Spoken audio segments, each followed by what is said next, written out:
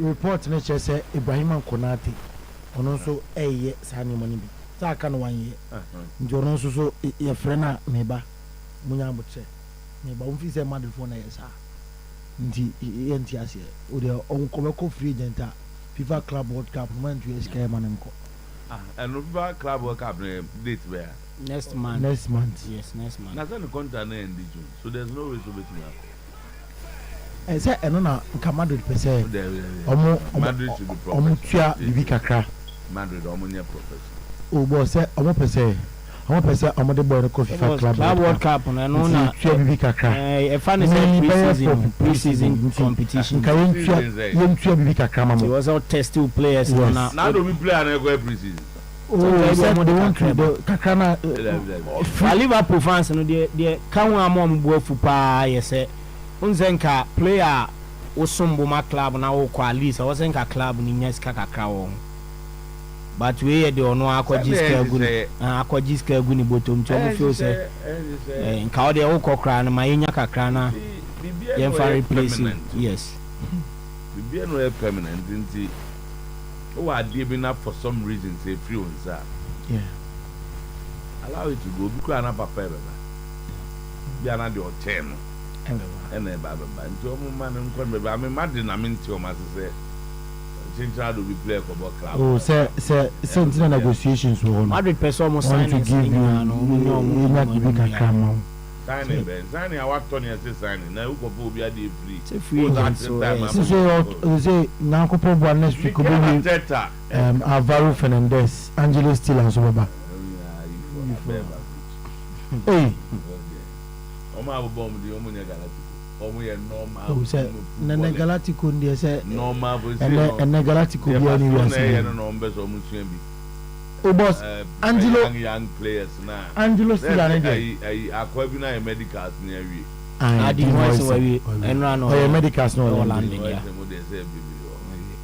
player the difference is that Barcelona nkwada no omo nyina o say the project na Arsenal crap no oh na so be pro be there any encourage ba meaning no a good player over how that's one a good Mikel Arteta me word to you Messi is an above average player okay or you good or you are there but some Madrid there here ti Galacticos ka Mbappe Mbappe most no ba we mo no dey Vinicius ba sesa player Vinicius ba nobody Vinicius Junior he came as nobody just say obey here yes now we do Galactico we are both Spanish national team player about Spanish national team here no one has Vinicius ba say oh Vinicius no Vinicius buy Vinicius buy no now we need Dean Bebre but the noise and crowd but so both Spanish national team it doesn't mean that you are the best defender ever born Spanish national team players almost bomb be 30 so he's one of them. But let's say we dear man that say we almost sign is in him and no more here now. For average for because so bit say Angelo Stiller according to one of the cabinet man man dey be acho is it your mo man dey nya sabi mo Mbappe na last season ya no ba na asiba kon by free that time no to Galacticos no times can koto they say no Galacticos ni that is strategy na say Trent Alexander Galactico send time o Galactico na job Trent boss nkasa Madrid and go for Trent the na ball aye boy dey say net Trent of 2-3 seasons ago na no grab national team grass na asaba utility player somebody coach please position na obono or options be 20 but system na person to some extent me ne be ya adwene say Trent ne ball na lawyer so ohwe ni ya Trent ball na obono last season ne last 2 seasons ne be ya 3 seasons no e bi enye sa na obono sa season we comparatively o dey the modern bonnet to turn in the last 3-4 seasons afi de no na e wo fom kakra e no na restore you ka or other factors men ka say ball no de onya de but the modern ball over the years no afi de no e wo fom kakra compared to me issue ni say the other season ones 2024 season 2025 so o person o judge Trent Alexander-Arnold now we consider all factors involved because think a trend in play I don't think say nkbia obestate most of games for Liverpool and for Trent quality there he will be in himself a quality player and will deliver or quality player will deliver. Oh, there will be undoubted quality so be undoubted Trent quality will deliver but a modern bono born a fino or come Madrid you would expect say or the be count injuries na Trent na or banana in no or Shasi na no ban Trent na ni the fewer matches or boy you know prove here fewer matches on Liverpool you know prove here fewer matches are obetima ko puliaba fewer matches on Liverpool you know prove here say he still Trent Alexander-Arnold fewer matches no Obama Liverpool you know prove here say or still Trent Alexander-Arnold yes he say Angelo still say Toni Kroos na say catch a film no period say Angelo still and say honestly na maintain it asempa honestly VLB Stuttgart hey surprised about you oh may very honest with you and you know Angelo still at David Busau Angelo still was the system last season nothing well Angelo still when you play am in Chelsea na ko hon last onye play am in moto last season no bia nim Lewis Kelly bia ba fi o moto GP that is the moto GP yamba mobo Angelo Stila otinema bu and I'm ko any videos ka call YouTube or a good player Toni Kroos recommendation who do I go to YouTube there be once mostly na me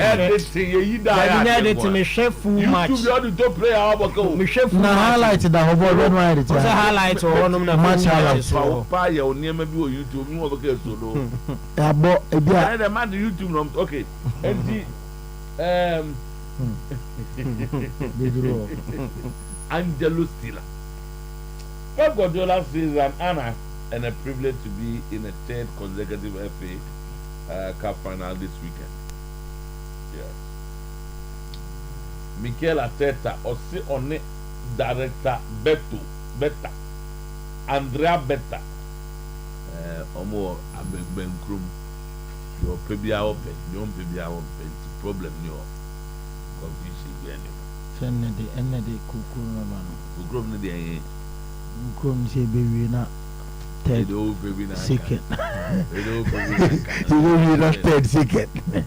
Nothing. Bewi na third second. Oh, she banded 5-1 there. Udi 9 kwa ya there. Oni ade ba kwa ama mani agese me Real Madrid fan me say this is a clubber last year just double. Na after double na team bi share no. I won't believe the Magic Trophy. Yes. Is it some man the Magic Trophy? No, they are the kings of Europe. Do you say the Magic Trophy? What's some man did the chance of project and do anymore? And the next 5-1. What's the 2-1 beer? What boss? Say I now customer project na pick here. It is trainer. Mama Kai Edu Gaspar no Kai. A trainer first leg. Follow the two. And it Ramontada. You are still celebrating this. Stadium no. Second position. Oh yeah, we want to go to Europe. Cover us will say we need 1 point to go to the Champions League. That's all. Change the member in your problem. The record Champions League. It says we are the Akunini and Nintin 100 million, 150 million near Deba. You call Andrea Stella. Arsenal to win 200 million player happy. I didn't know. Why? Because of how I must spend the last summer. Declan Rice. Any other players? No players I'm calling. Declan Rice. Players I'm calling. You can't last 2 summers. Last 2 seasons. What say? Arsenal cannot spend 100 million because of the way they spent last summer. Last summer, almost spending on wine. Boss, and I'm saying, boss, me say, Arsenal team. Player behind who I'm a corner 800 million pounds. Player behind who Arsenal corner 800 million pounds. So, sir, Jim Ratcliffe, his network has dropped nearly by 6.5 billion over the past 12 months. Okay, so the news was valued at 23.519 billion in 2024. However, since buying Manchester United, his fortune had dwindled to 17.046 billion. Baba, sorry, who person what you say? The person say, Sir Jim Ratcliffe didn't have a boom Manchester United. The Manchester United buy a crown on your strategic. The club is not bankrupt. Next season, they are to Barcelona. To Wakati Costa, Matisi, the club to top players near their dinner. Say, baby, a whole new. You see, Old Trafford, no whole new. Apoto Bibrio, Battles, Apoto Bibrio, Battles, no. Is a payment from a clean Battles. And then goes on saying, see, come out. Say, Manchester United now, obey shareholder of the club, no. Waboka. Say, our Boca. Amanisikas number form. And then I'm not a number who I have. Hey, where I didn't know, Obisi call Wabafoma. Nah. And the Manchester and Amanisikas form. Now, boss, Jim Ratcliffe. You should find reasons why. Manchester United, one factor. Jim Ratcliffe, no buy his Skazen or no, they are club. One first can be a club. Boss, him say, and then football, Marana man who can show music or the best club. But name roof na enyunu boss roof na enyunu apoto bibire na wa house and the music car Nancy baba dem ma oye ana be wait na ba so we no my advice say Manchester United no said that ewo ibi mo enye fine we have say one Manchester Victor Osimhen has chosen Juve as his next club. The player wants Napoli to start serious negotiation with the Bianconeris. Gontoli is ready to offer 75 million euro. Real Madrid will not spend 100 million on a midfielder. They want a midfielder that is low profile, but also at the level of Real Madrid. Yes, say no. I will say midfielders will be over, but say 100 million pounds, but 150, but 85. Madrid, I feel Omonesa. We are Madrid near fashion. I didn't have. Fiorentino players believe that you're equally good players. Our system no more. Fit into Madrid system. Ye near we are saying now football. Oh yeah, also we have Fiorentino players. We are saying. Oh, say me. And now no. I mean, I make us say on the clubs we are bankrupt too. Top players. Yes, he can say me. But I spend it unnecessary. The best spending wise. To a many mono no almost spend unnecessary. Oh no, 100 million pounds. I don't know saying yeah. No, so good. Hey, Usika Sano and Etiampa. Man, Usika. Hey, Nana de Rema say. Say Sikapa dia Sunday ke bon Herman ka bon me o. Your bon Herman ka bon me. Now why your story about headline oh you no be any o. And I say mad serious here. That's about. Say yes spending unnecessary spending. And then if you do no parents mo crazy we are saying. And then man dey say we are saying ampa. If you do no parents spending your Angelo Stiller 40 million pounds. Now banana other Champions League. We deservedly won the league, fighting against all. It is historic title. Congrats team, congrats Barca members, congrats Barca fans. Okay, Igor Tudor insists he is not inferior to anybody. He's as good as anybody. That the team was in a deep hole when he was appointed. The team was in a deep hole when he was appointed, according to Igor Tudor. Okay, that one's not Oyerepa. Okay, Milan owner Gary Cardinal He's unhappy with the results of the club. Okay. And amazing glue to episode Marseille next season. Luis Enrique says, I don't think there has been a coach who has had a career similar to Carlo Ancelotti's. I was in a career now then. Winning, maybe we could be our major trophy for the club apart from Everton or Bayern, a low club in 20. No, go ahead. Ose AC Milan, Chelsea, he won titles. Or your coach, we are say your both coaches of my Champions League now. Oboshwe the Makura into me say Carlo Ancelotti, Mansem me say Ancelotti say see idea. Coaches in Yamana Omoye no Odi Ancelotti kokwa wow because he say here Chabi Alonso o game with massa tactics there 4 times. She said the modern number for me. Me say it is first Champions League waji makuma and 9. I wasn't it. Waji Champions League makuma 9. Coach Biani including Pep Guardiola. Mo men but they say they was son. She said the level number. 30 se Pep dey afia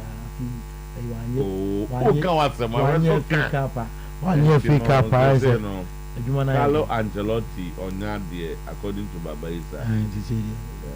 It my coach Bishop for 4-5 times. Yeah, as a would coach 4-5 times. Yeah, Marcel say Pep yeah. We can be any money. And she be the Gerard Martin. Baby, I could be a trophy. Reggiana, minim trophy or Gio. Minim what he won at Parma. Time Ben or call Reggiana. Time Ben or call Parma. Oh, can't say we are. Boss, most are best. Time Ben or call Parma, minim the oil. So they are checking my radio. Juventus, you want things there? If you are just Scudetto and then Juventus or Intertoto Cup. Intertoto. Yeah. Intertoto. And Chelsea. It's difficult to Chelsea, PSG is already Liga. And on the successes and the do now about AC Milan. And Madrid. Yeah, and Madrid. And Bayern Munich so or the Belgian League sure. Napoli minim the Everton the and Madrid. Okay. And Carlo Ancelotti and Newasa according to Baba is Luis Enrique Bonamba. So I think I agree with Luis Enrique. He's still a very good coach. The fact say why he be this year in Chelsea. So Enzo Maresca say expectation is so high, so high. Baba said no Manchester United. We are improving 1-0 according to Ruben Amorim. Ruben Amorim say progress in the team. That's why the 6-6-14. They say, I'm train and then just 6-6-14. 26 matches. Boss. He's lost 14. Who you coaching? In the league. He's won 6. He's lost, drawn 6, won 6, and lost 14. But he's winning the Europa. Winning Europa anyway. But I'm here to tell you, Manchester United. Clearly, United will beat them. Hey, you're Chelsea for the United. Chelsea day. Chelsea are winning game. Boss, in the game, Omunya about 8 yellow cards. 8 yellow cards. Game no number. Omunya about 8 yellow cards.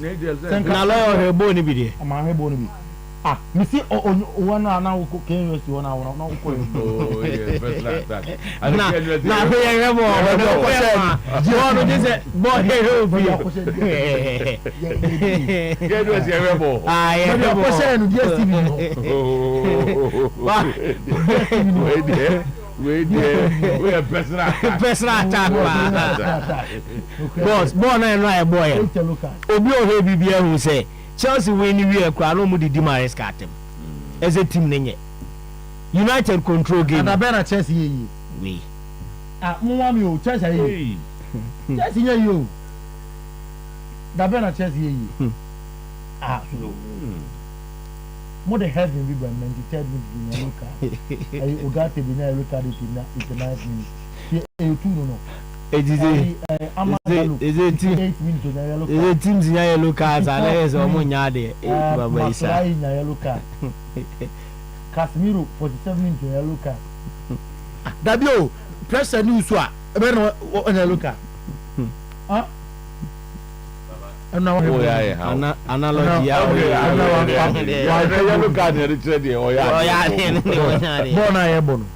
Say, ball. Now control game here. A bad pan when you say look at the way. My question is, Obo game now control game here. Una will pass it. Said the nano bassa for ye. Una will pass it. A bad then our side team now control game in 7. When you look at the way. 53-47. 53-47 possession. Man, possession 53. Yes. Possession, the so much push.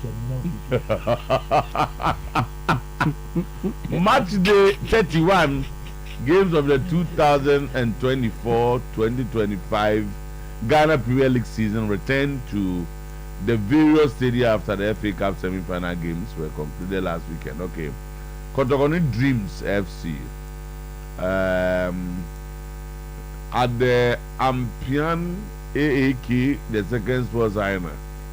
Hey, Basake, Holy Stars, also out of bounds. Big game there. Yeah.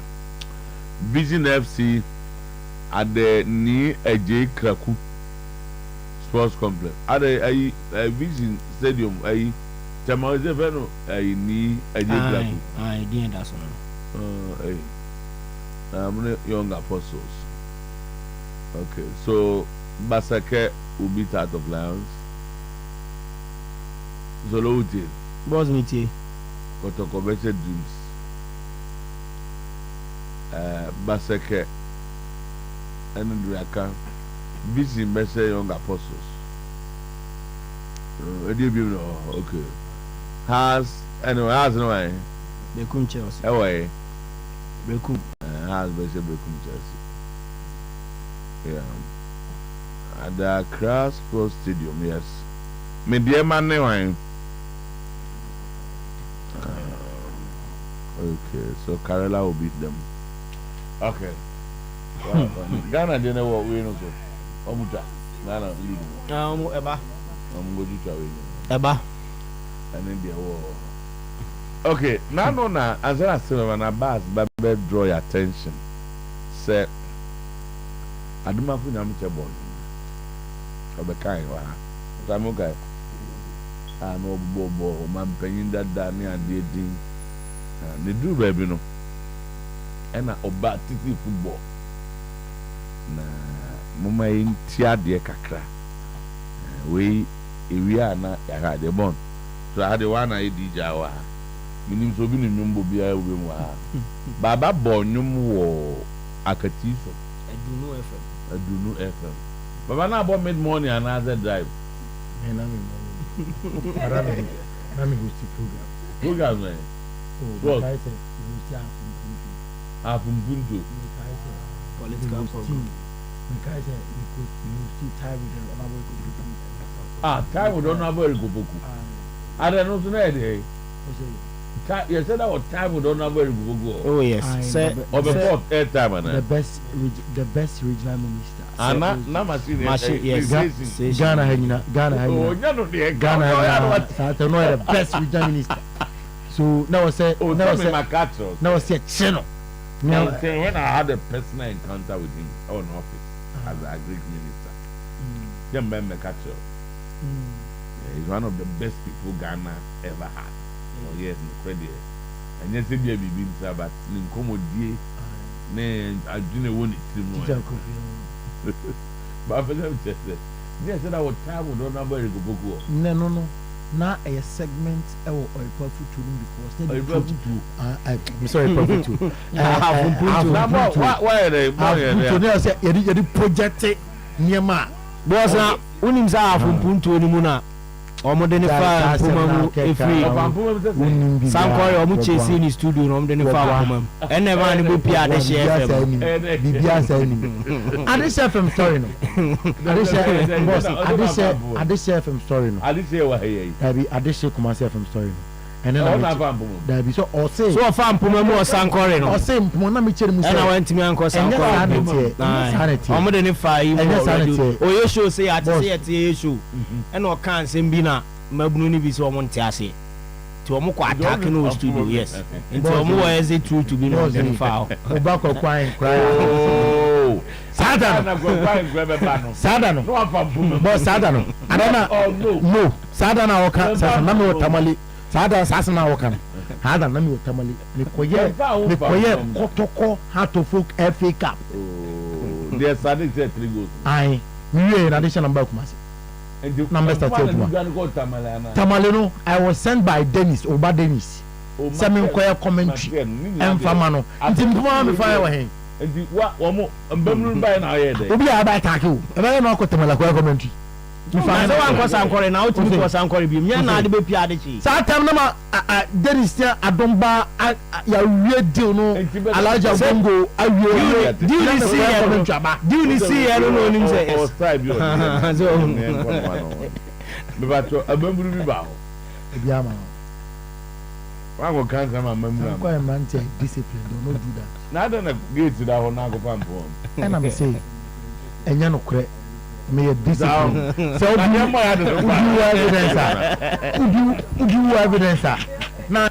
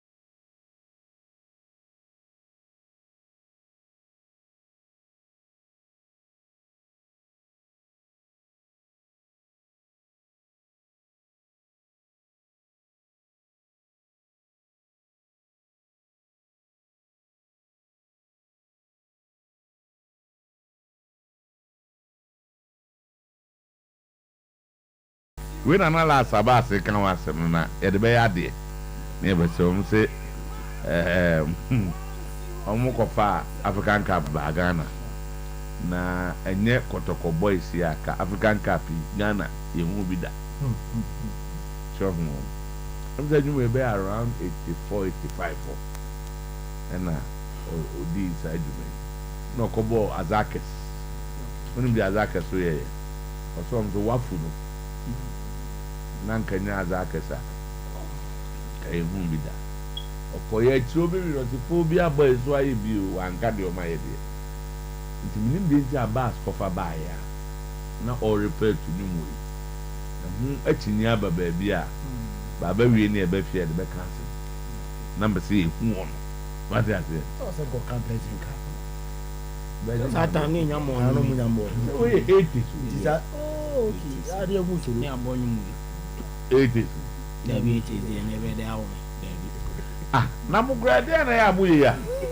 so to na 80 de ti be 87 ni David memben ho to ye o memben ho ba bia mo ne ya tie di nkomoze baba we di nkomoze ni ade to say me age de me fancy da baba na mbo ni age da one na ye bo Dennis me 90 born baba o mo ni age da 1990 yes until August 18 menya 35 oh say me why ade baba o mo ni age da we busa no ntimi mo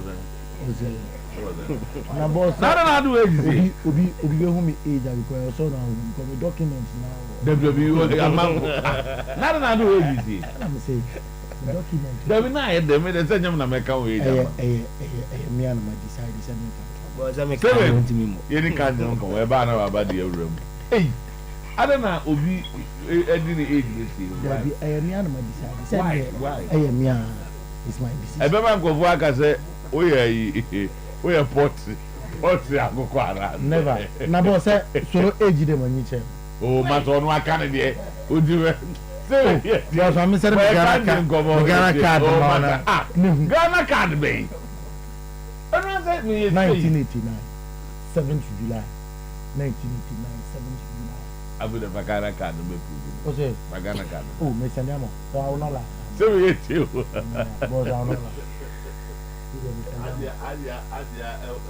I'm the name of who age. Onim. You okay? Oh, no. Was the first examination. Sir. I'm not saying. Now, 10 and on the 10. Go 10 and get it. Oh, 10 pounds. There's a window. Would you be your child now done? We don't know when you tell you no one. I was of job again. Another chapter of the debate for another day. I was against you. Legend. Anope can't get energy drinking water and wasem. Now we always say water is good for the body.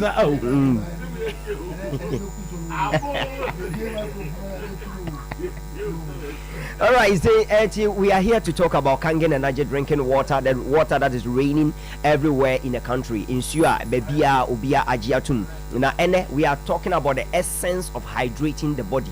The entire essence nipa yanom nsudodo, abribia yanom nsu, sanse, abode mu yansape eye science, edi adanse ese nipadua no ohanchiche mu beye aduosia num ekọ na de osonso enyina eye nsuo. Enti da bia ye bode ru se nsuo wo hoi o noma make sure say o nom nsuo a eye nsu papa sanse nsuo a ebo nipadua ni hia na wetimi de atena se e wa poboden mu no eyade a edoso na so obenya se nsuo edoso saa na na je se e wo se nsu papa ekọ nipadua mu na no pe ye hwe the essence of hydrating the body obi a on nom nsuo on ta nom nsuo no wo ye adwuma kakra no abre ade e friend fatigue obre ota abre wa adwuma wo yim eno efi honom a eno so wo honom a wo se no wanum awo wanum timi wo honom a wo se wo hwe honam a wo hwe skin no a wo to se skin no ay dry wo se utin so eta pai wo obi a on ta nom nsuo no so no odidi a e ana edin se aduane no ebe yam ntentem e won yam enti no otanya ayemutim de brunita kind of constipation no eno so yade a eta tie nipa no now so uyo obi a wota no nsu a onum nsu papa saa no ma we nyina oni no ebebo nsa ho eno tina no pe ye recommend Kangen Energy drinking water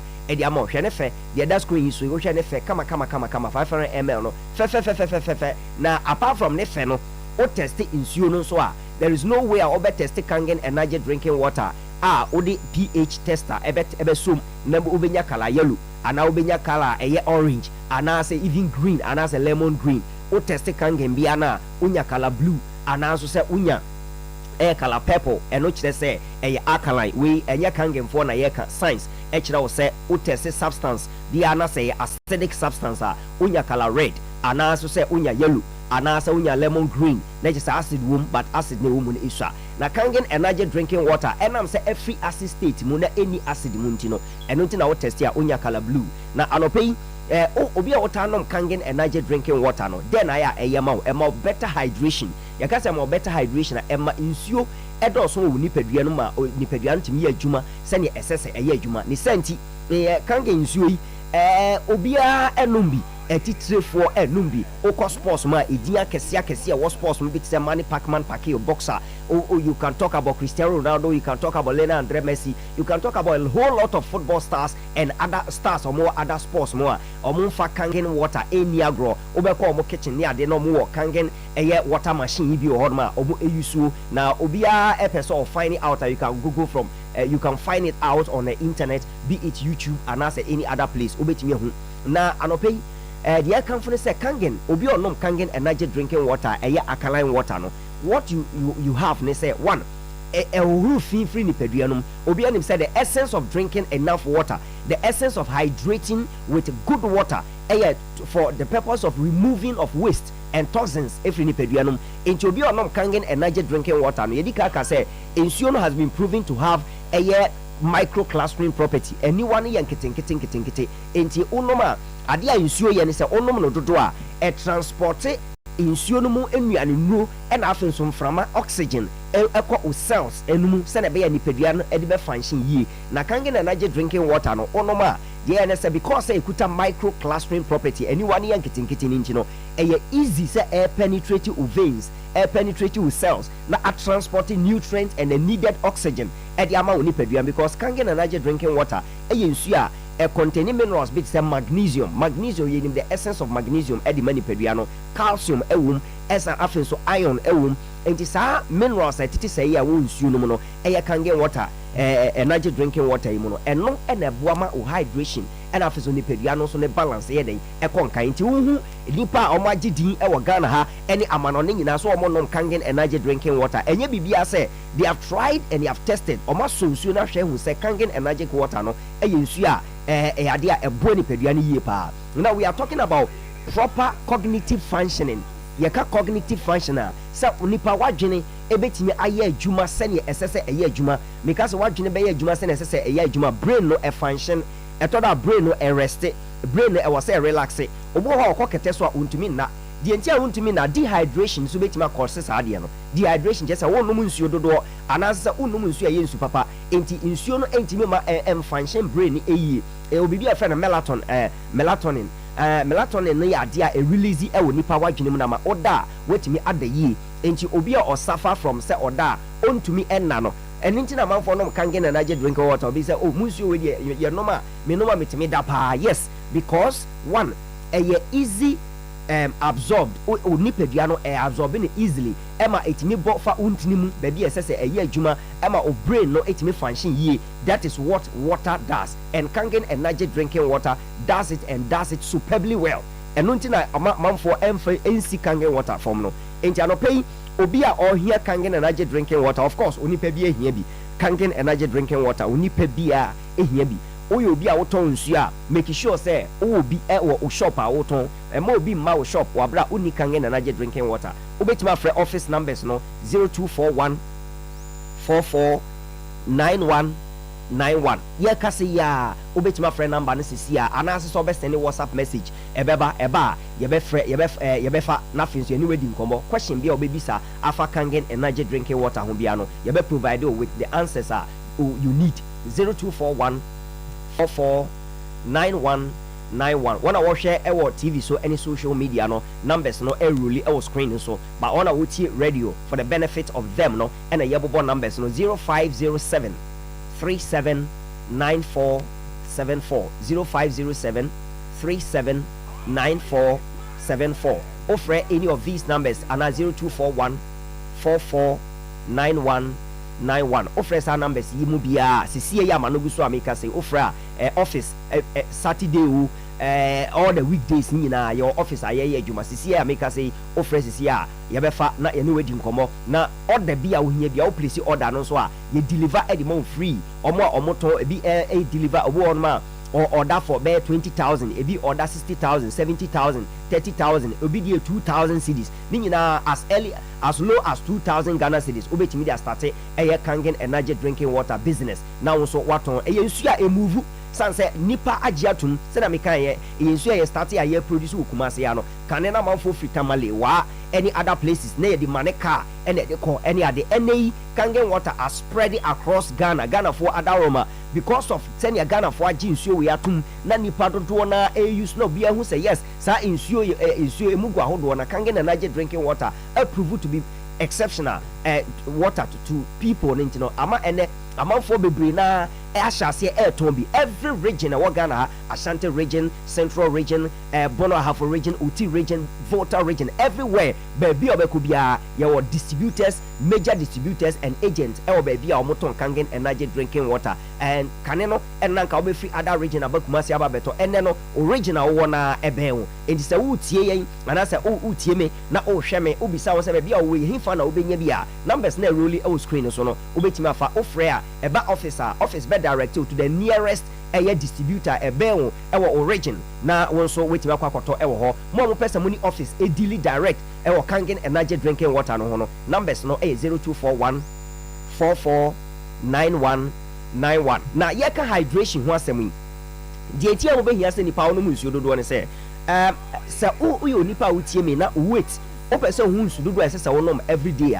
wait number uwe no 4 times 45 na divided by 1000 enti ebia uwe 80 na o de multiply 80 by 1000 friends 45 na divide by 1000 at least ubenya 3 point something enti e kira say every day bia no one uwe 80 no one no munsuo kura na nye 3 liters eko one no munsuo kura 3 liters we kuta me 1 liter now 1 liter bottle no say oh no 3 liters it means you have to drink 3 of this say 500 ml no so so onom 500 ml no mako 6 because enu 2 and 1 liter no baako into onom 4 1 liter no 2 500 ml no and that screen is we and no mu 12 30 Ghana cedis into your hydration asem maka say o person who the amount of nsuo say onom every day bisa wo say weight you saying weight 50 for weight no 50 no 4 times 45 na divided by the friend say 1000 o divide ya you get amount of nsuo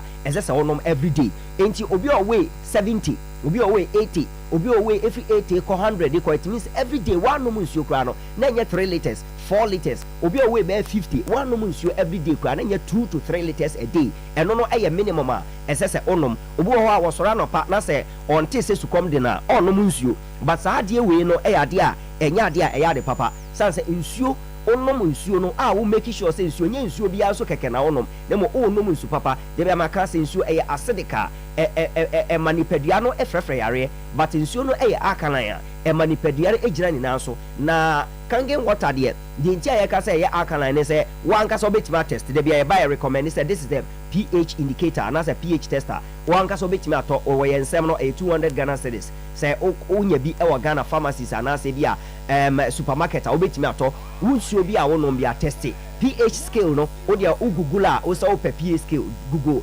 images of pH scale no developed by Dr.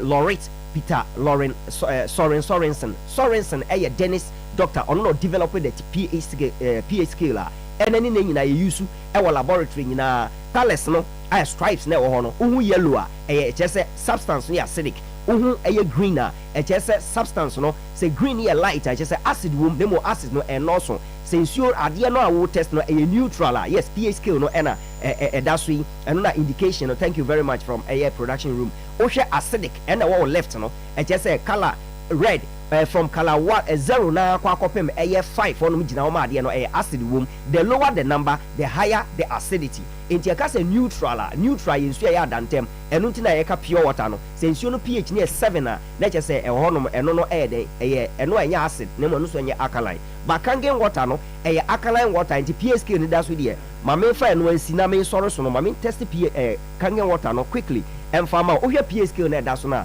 every 8.5 air kono o test ya onya color blue any friend alkaline. Now ma me test kangen water no o test ya because your friend say alkaline water no amount that color na a friend say falling within that range ama utiminya that color no ema who say we any 8.5 echo 7.5 echo 8.5 no eboso, and that is the essence of Kangen energetic drinking water. Enti baby a wo bia anope bo modern say won sabeka Kangen energetic drinking water. Numbers no 0241 449191 0241 449191.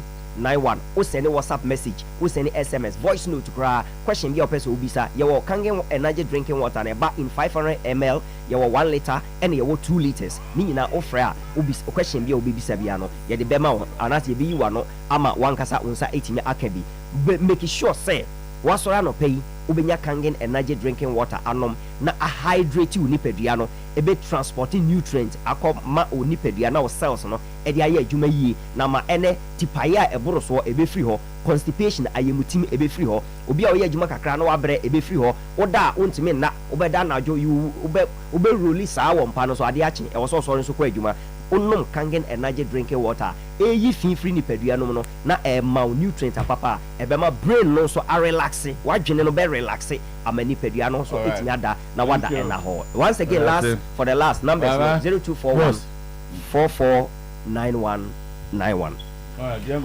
Enti amapay yemo special good morning na yemo akwaba biem Oyerepa 100.7 FM Oyerepa TV amana sanso no pay se ye konko funkroso na ensemwa edi adencheche ensemwa anopay ebum fumpa ewon kofun cross no ye de honsem ato anim nsem no doso na mom de disafata se wohwe na utie ena yete emma wo kitikiti mam polibi ena ewoma akansuo yanom akambu no pa anopai yetu eboase atan no emra ya confirm emunum nyina amma wo show ne live ewo Facebook pages no so Oyerepa live Oyerepa radio on Facebook Oyerepa live Oyerepa Radio on Facebook. Oh, share not what comment be bar, not the boss player. Antonobuase, I can kenina. I'm said yes, and it said a fata yes, a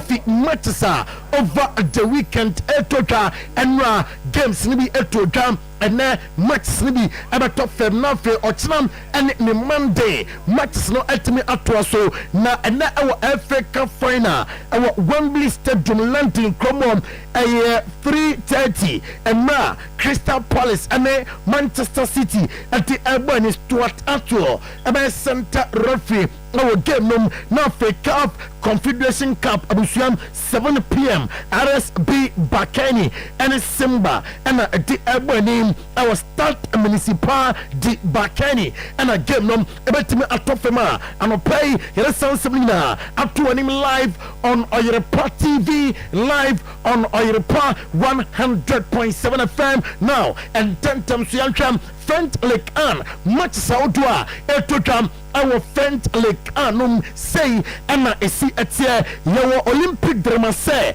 on it Rene and the Alpine our Orange Volodrome and then 7 p.m. now for Lyon and the Angles at the Abosom our Groupama Stadium and also at 7 p.m. means and the Brest and Elbow our Alliance Rivera Saint Etienne 7 p.m. and the Toulouse at the Abosom Lille and the Rams at the Bon our Decathlon Arena game near 7 p.m. p.m. Strasbourg and Le Havre at the Ebony. Our start de la Minao now for 7 p.m. Our Louis Fontenoy Amani Montpellier and at the Eboso Lons about 7 p.m. now on Monaco at the Ebony Paris Saint-Germain. Our Parc de Prince Paris Cromwell Amani Auxerre and at the Eboso say and a table is see at here after match day 33 our French Ligue 1 PSG at the Liga area data 81 points plus of 55 goals. Olympique de Marseille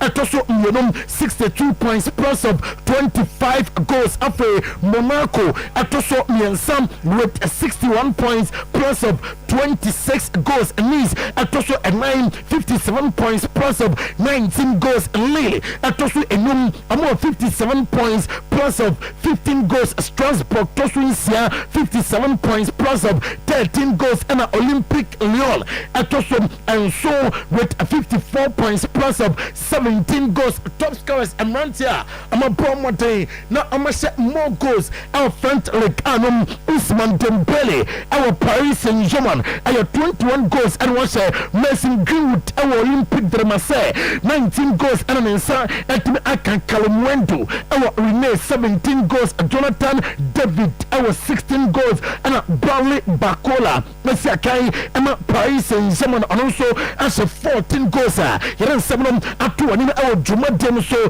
Yamba Bundesliga now for Yantra matches match day 34 total and match day 34 at of them 1:30 simultaneously. And the matches now, a better Atoka, RP Leipzig, and Stuttgart, and an album after Red Bull Arena. And a match number top them, our Leipzig, Como, Borussia Dortmund, a better film, our Signa and Iduna Park, our Dortmund, Como, I'm going to hosting kill, and I was Hoffenheim Trophy, our Pizzoro Arena. Now I'm going to Bayern Munich at the Abani, Heltenham, album, Werder Bremen, our Votes Arena, Freiburg, Trophy, our Europa Park. Stadion now on the entrance Frankfurt at the Aberdeen Osburg Etofie our WWK Arena now on the Union Berlin at the Abosom 905 our Nawa Arena I'm on the Bar 04 Leverkusen and at the Aberdeen Borussia Mönchengladbach Etofie now on the Duisburg at the Aboso St. Pauli and boom and at the Aberdeen Abusam way a matches Etotam our Bundesliga say and a Bundesliga table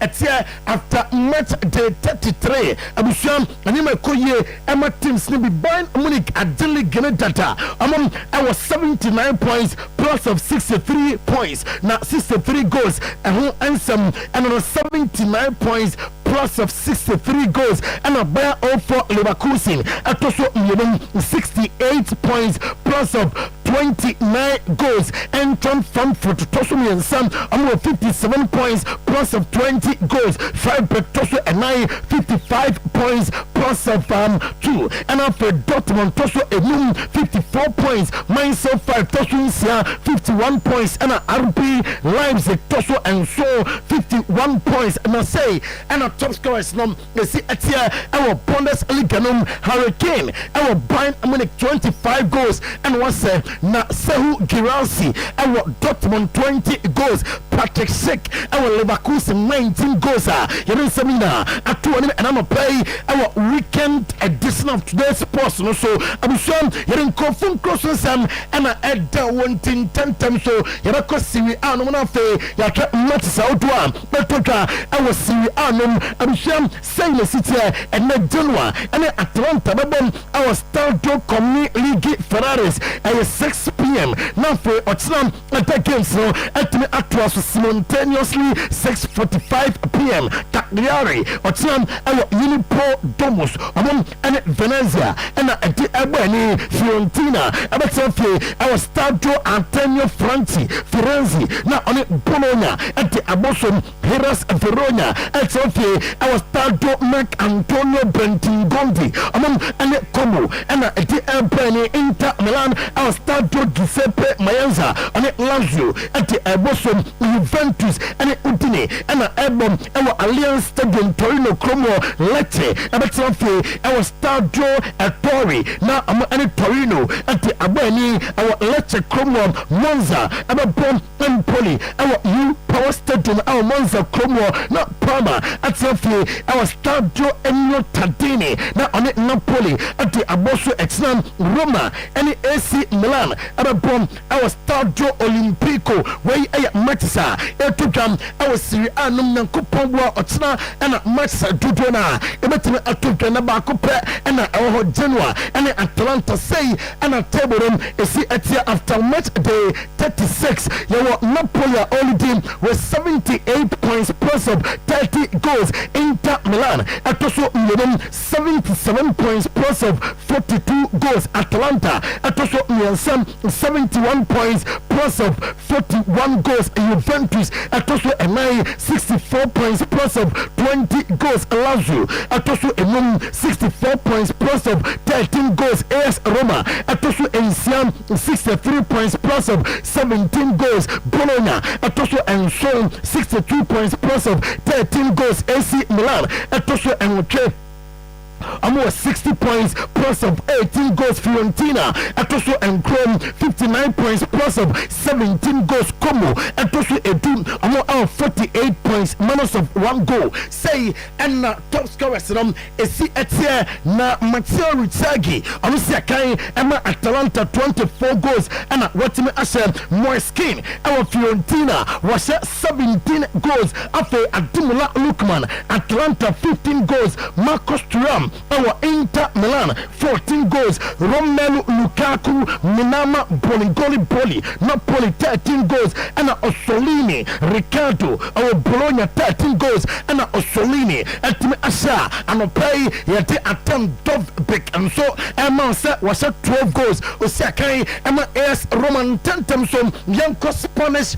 Primera Division Santander champions a Barca Nemo weekend D matches way and Toga na Atletico di Madrid Otram Odum for Dumia Amane Rebetes and Eti Abani our Riyadh Metropolitano our Madrid Cromwell at 5 p.m. and Otram matches winner Etofem Estadi Olympic Louis companies Barca and Villarreal and the bomb na Villarreal Fonse Ondama Barca get of Anna Cheto Vigo our Balaidos Amane Real Volcano and Eti Aboso Valencia Abetrafium our Estadio de Mestalla now on the Athletic Club Bilbao at the Abeni Real Mallorca and Getafe and at the Aboso Real Sociedad and Girona at the Abeni our Donostia San Sebastian Sevilla and Real Madrid our Estadio Ramon Sanchez Pizjuan after Valladolid and Deportivo Alaves Ababon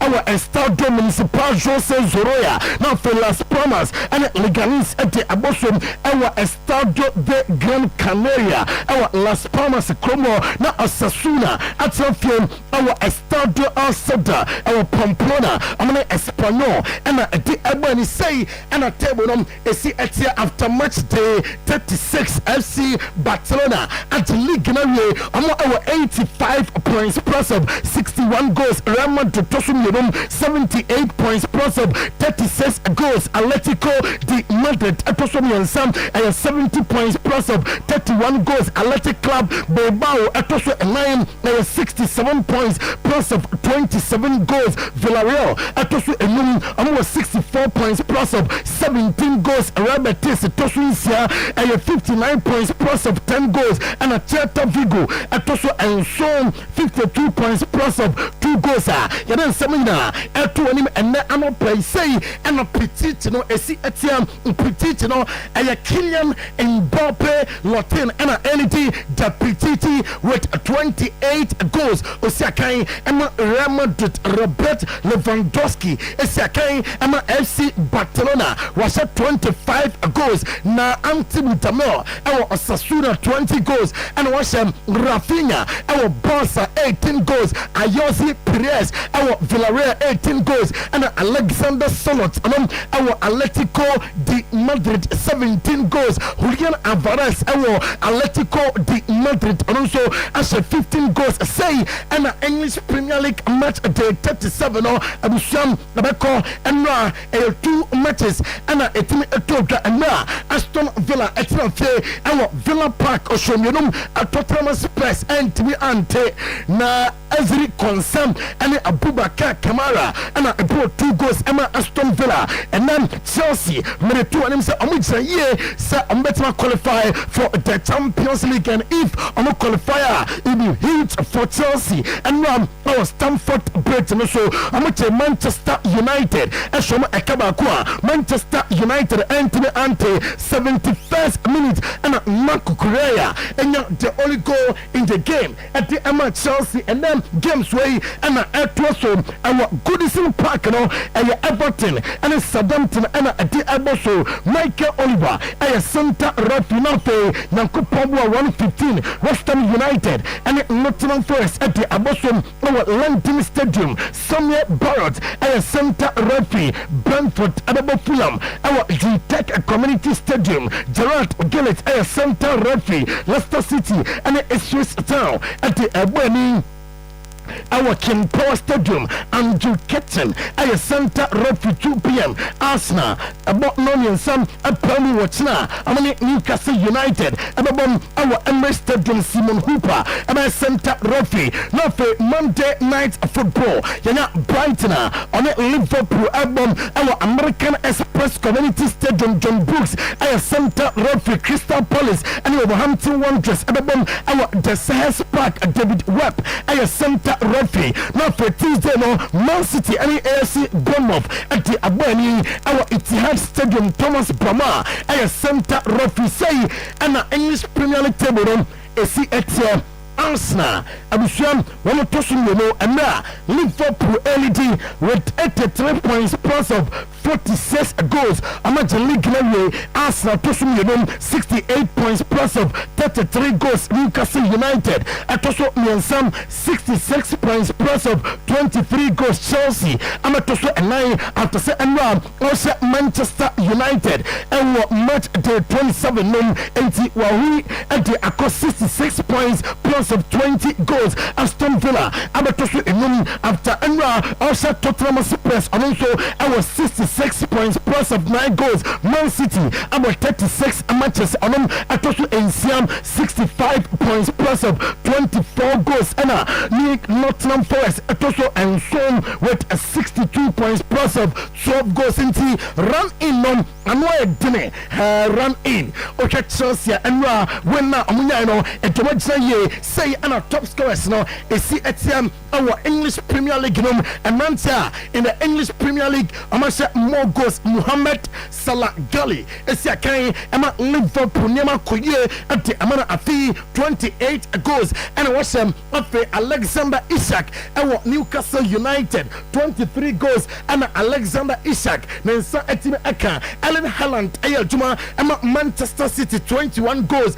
and Ocon Chris Wooder Osiakai Nottingham Forest 20 goals. Brian and Bemo our Brentford 18 goals. Rosa our Brentford 18 goals. Anna Ole Watkins of Aston Villa assess 16 goals. And a play here in Seminar L2 our Jumatano so live on Oyerepa TV live on Oyerepa 100.7 FM. Now Maminko Spain Mafe Yenin Common our Spain and now ya Mawahu matches over the weekend na Villarreal head coach and Marcelino or the two just a tradition sa upomo denkwa na sa oji trophy before games no I was guilt of honor come out into Barca and Ochina ambe guilt of honor I'm a Barca and a study Luis Campanes and Marcelino Oria and also Barca ekuta good team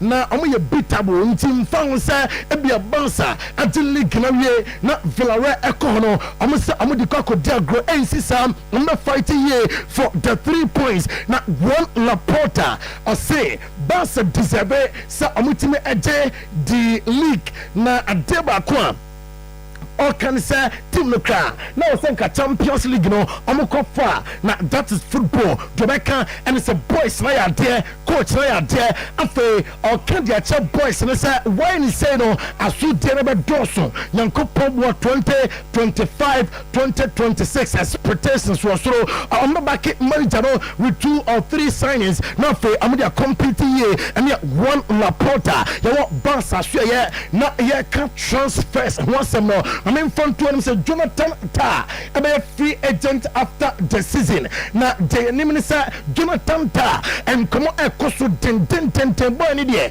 a person on it former manager Hans Flick a Juma NT and come on Agusua a cost for Jonathan Ta now I'm Juma and my FC Barcelona I mean football assure not Minko Din Hoisen and Madrid Australia and Ra Obekaya our today's person so me catch us Din Hoisen abasa contract I'm Madrid until 2030 and abasa and Ram boy na the medicals our London na ataya next week announcement labontain say Din Hoisen a player and Madrid na Mekano Tabi Alonso according to reports and Ra on it boy ni team come on say masa ama uyamu so oh come plans ho wono me system na mbebo be so enti wo ya koda na me born wo ni mpomensuro sa o sign contract no and we nkoma and according to report a course between Tabi Alonso and a player Emma Bournemouth and Bia Madrid and Din Hoisen na Liverpool process here 18 come on for extension of Ibrahima Konate na no kranisa adema yedre Ibrahima Konate any ochira no akawe adeche o cancer mfoforo eno na Liverpool for no binidisa adena Ibrahima Konate ayeno sa and a Trent Alexander-Arnold yeah or as a free agent inti omodiem ngusua omo pussy Ibrahima Konate for contract extension na yetim kamonom and made to him according to reporter if Madrid team eba HMSA onte afi se Madrid atibia 120 million pounds onte se Madrid ate 100 million pounds or the akodwa so akoto midfielder amose omunya sa nemo ambe for players or omo the level of Real Madrid omo leveler ombetime abom na Madrid RTV omo dreams in 2025 2026 now according to letters no HMSA ote Angelo Stiller first of all a former player and Madrid Tony Cruz and I can at the Madrid force Angelo Stiller no massa 750 na and man for car and Tony Cruz car or send Samba now send Cabo 1 year P and Madrid or say Angelo Stiller no ebetima fete very well ewo Madrid inti Madrid emfa Angelo Stiller inti Madrid 18 komo 40 million pounds anafe otua afa Angelo Stiller anafe obeya juma ama enram ewo Madrid training ground so abusafom Asensio Raul wanye training afe Rodrigo Eduardo Camavinga Ferland Mendy David Alaba Antonio Rudiger Lucas Vasquez Dani Kawaya Eda Militao Vini Junior and after Brahim Diaz Amina and your training and Farmer Madrid and pay Rasan Seminum Atuanim Din Hoisen Abusan Wate Madrid and in the never been done on affecte Madrid Sebia Amachamoho at the William Saliba Dilnom Amasesto Amani at William Saliba Chi and not possible for this summer. Number summer 2026 no Ametamte Sa Amansam Abeka William Saliba Rabaya Juma I'm not Madrid boss Ente Ambe Pauno Tabi Alonso Diamete Chamson is a Liverpool I am a club on him penning 14 penning 4 Trent Alexander-Arnold who wanted there at the Amana Hiano, FIFA Club World Cup next month. Eltogano, the Pasa Obobi, and the Mumudia, Sakaka Munkotu, not for Monte Kaka, Emma Trent Alexander-Arnold, Mitimo, and Conquer Juma, and FIFA Club World Cup room, Casemiro, and your player now, Emma Manchester United, Cameron, no Sakai, Emma Real Madrid, na Casemiro, at the Atujasa Afei, and Oko Brozela, I'm a good good coach, our experience na bibia in football wa ho bi enti abeboa na team no etime akọ discipline abeba Brazil national team was seba squad to compete. Brazil for no our squad to compete akobia obetima dani omuye and officer Don Carlo Ancelotti obetima ayasa denom Ferland Mendy a player Madrid according to reporter if Xabi Alonso camp eba HMC on camp me plans ho nankopobwa na so obedu Madrid ono Xabi Alonso Ferland Mendy and kind of plans ho and your reporter and I can't yansa and no pay Diego Godin a former player Riyadh Metropolitano Montano Atletico di Madrid Diego Godin at the Atuja Serie Nanka season afi Atletico di Madrid no Yanasa or previous seasons na in 2024-2025 season Atletico di Madrid penning for at place pa Julian Alvarez nom Kono Galaganom Abebo no Nintinanko fees they will compete for any other trophy or say I'm compete here our UEFA Champions League and fine margins be when a year more at the UEFA Champions League or say all of the officer Diego Pablo Simeone Yanko Pablo 2025-2026 I was say Opuvi Obia wrong and we a former player for Atletico di Madrid Diego Godin then some Atituja and now I'm playing Memphis Spain on Oyerepa TV on Oyerepa 100.7 FM. Now for your team come on England na England no measures here at Liverpool and slot and manager and Liverpool and slot their tutor Sir Jeremy Frimpong on kind of wasem Sir among for Chemsa and slot and Jeremy Frimpong obesia kan at the team na say obesia kan and for Liverpool no say and na our Ibiza na on Liverpool boys ni Germany na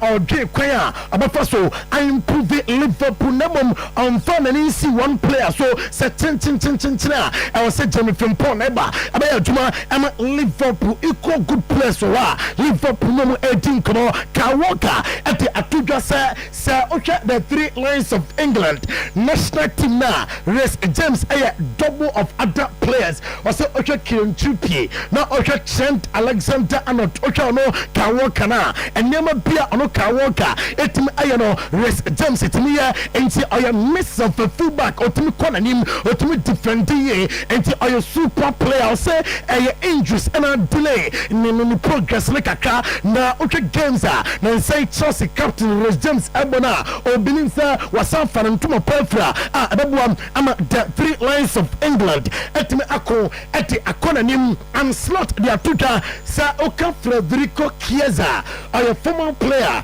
Emma Juventus and album at the Ama Liverpool or say our enough quality so Obetima Sakai Ama Liverpool number adia Ama Nayadini at the Ama Mesa in position hono or place and Pempe Ama love for Wasro at Federico Chiesa your Liverpool say young fan to an Trent Alexander Arnold Ethiopia not fans ni Bruno and ya Dada and slot or the two just say I was a movie on from Trent Alexander Arnold me exit no for I'm a celebrated title now I'm at my Dan Brent at the football be Emma Liverpool said Denzel Dumfries or say kai Emma Inter Milan or fullback or say Sir Trent Alexander Arnold Dokwa and Jeremy Frimpong Sembia or not there okay Barcelona and Inter Milan Champions League game maybe now officer Denzel Dumfries abaya good replacement I'm a Trent Alexander Arnold Jeremy Frimpong and Liverpool and seven our final stages at Liverpool abusuam I'm sent document now for I'm confirm is a boy no a player I'm Liverpool and Jeremy Frimpong of Bayer 04 Leverkusen no na Brighton and Liverpool and I brought over the weekend na young fan to name Trent Alexander Arnold Slot Okanwasem, and of the Liverpool celebrations, no, and Slot at Unkomo ahead of Brighton. Okam and Slot say, more young and talented players. Okay, players are, I'm sure Kama team now, I'm from low key, and Managerial Yomajuma, and I'm compete very well. I know their uncle say, what the Liga into Gricodia grow, I'll say, I'm finish it very well. Yense manager, I'm a Liverpool and Slot. Boring answer. So for a whole season it was about contract extensions of 3 players, and now we're arriving in a time where everybody wants to know which players we're going to bring in, and the answer is going to be the same. We don't talk about the players we want to bring in public till the moment they've signed for us, and then you can ask me everything about them. What I can tell you is that we already have Conor Bradley, who can play really good in that position. Joe Gomez has played in that position multiple times, so it's not like when Trent is leaving I have no clue what to do anymore. But as a club we're always looking at interesting players that can strengthen our squad. We feel this is also a very good lead up to our game on Monday, because I've said before that it's quite difficult for a team that already won the league to train so many days in a row. If you've already won something, so you need to find the balance between days off and prepare very well for the next game. So we train today, tomorrow and Sunday. That's three days in a row to be very well prepared for Brighton. Keep in mind that these players never had a few days off during the season, because we were in the FA Cup, League Cup and Champions League, and of course the Premier League for a long time. So where other teams were maybe had a few days off during the season, we hardly ever had that. That's not an answer to your question, but I wanted to make clear. Now still with Trent Alexander-Arnold manager. Last game see Obama game no be and I say Omana Mbobi, and I say it's quite early for me to say. Sir, my last game see Mama Bobi and I say Mama Mbobi, Trent Alexander-Arnold Emra and Slot Eyano Nini. As you know, I wasn't here the last few days, so and neither was Trent. So I haven't spoken to him yet. Today is the first day we come back together. We feel this is also a very good lead up to our game on Monday, because I've said before that it's quite difficult for a team that already won the league to train so many days in a row. If you've already won something, so you need to find the balance between days off and prepare very well for the next game. So we train today, tomorrow and Sunday. That's three days in a row to be very well prepared for Brighton. Keep in mind that these players never had a few days off during the season, because we were in the FA Cup, League Cup and Champions League, and of course the Premier League for a long time. So where other teams were maybe had a few days off during the season, we hardly ever had that. That's not an answer to your question, but I wanted to make clear that and then an answer to your question, if Trent is involved, yes or no. Mamenko Fabian Hassler na Serie manager Emma Brighton na ahead of Liverpool game no injury update odemaye facing champions Liverpool. Ochemuse.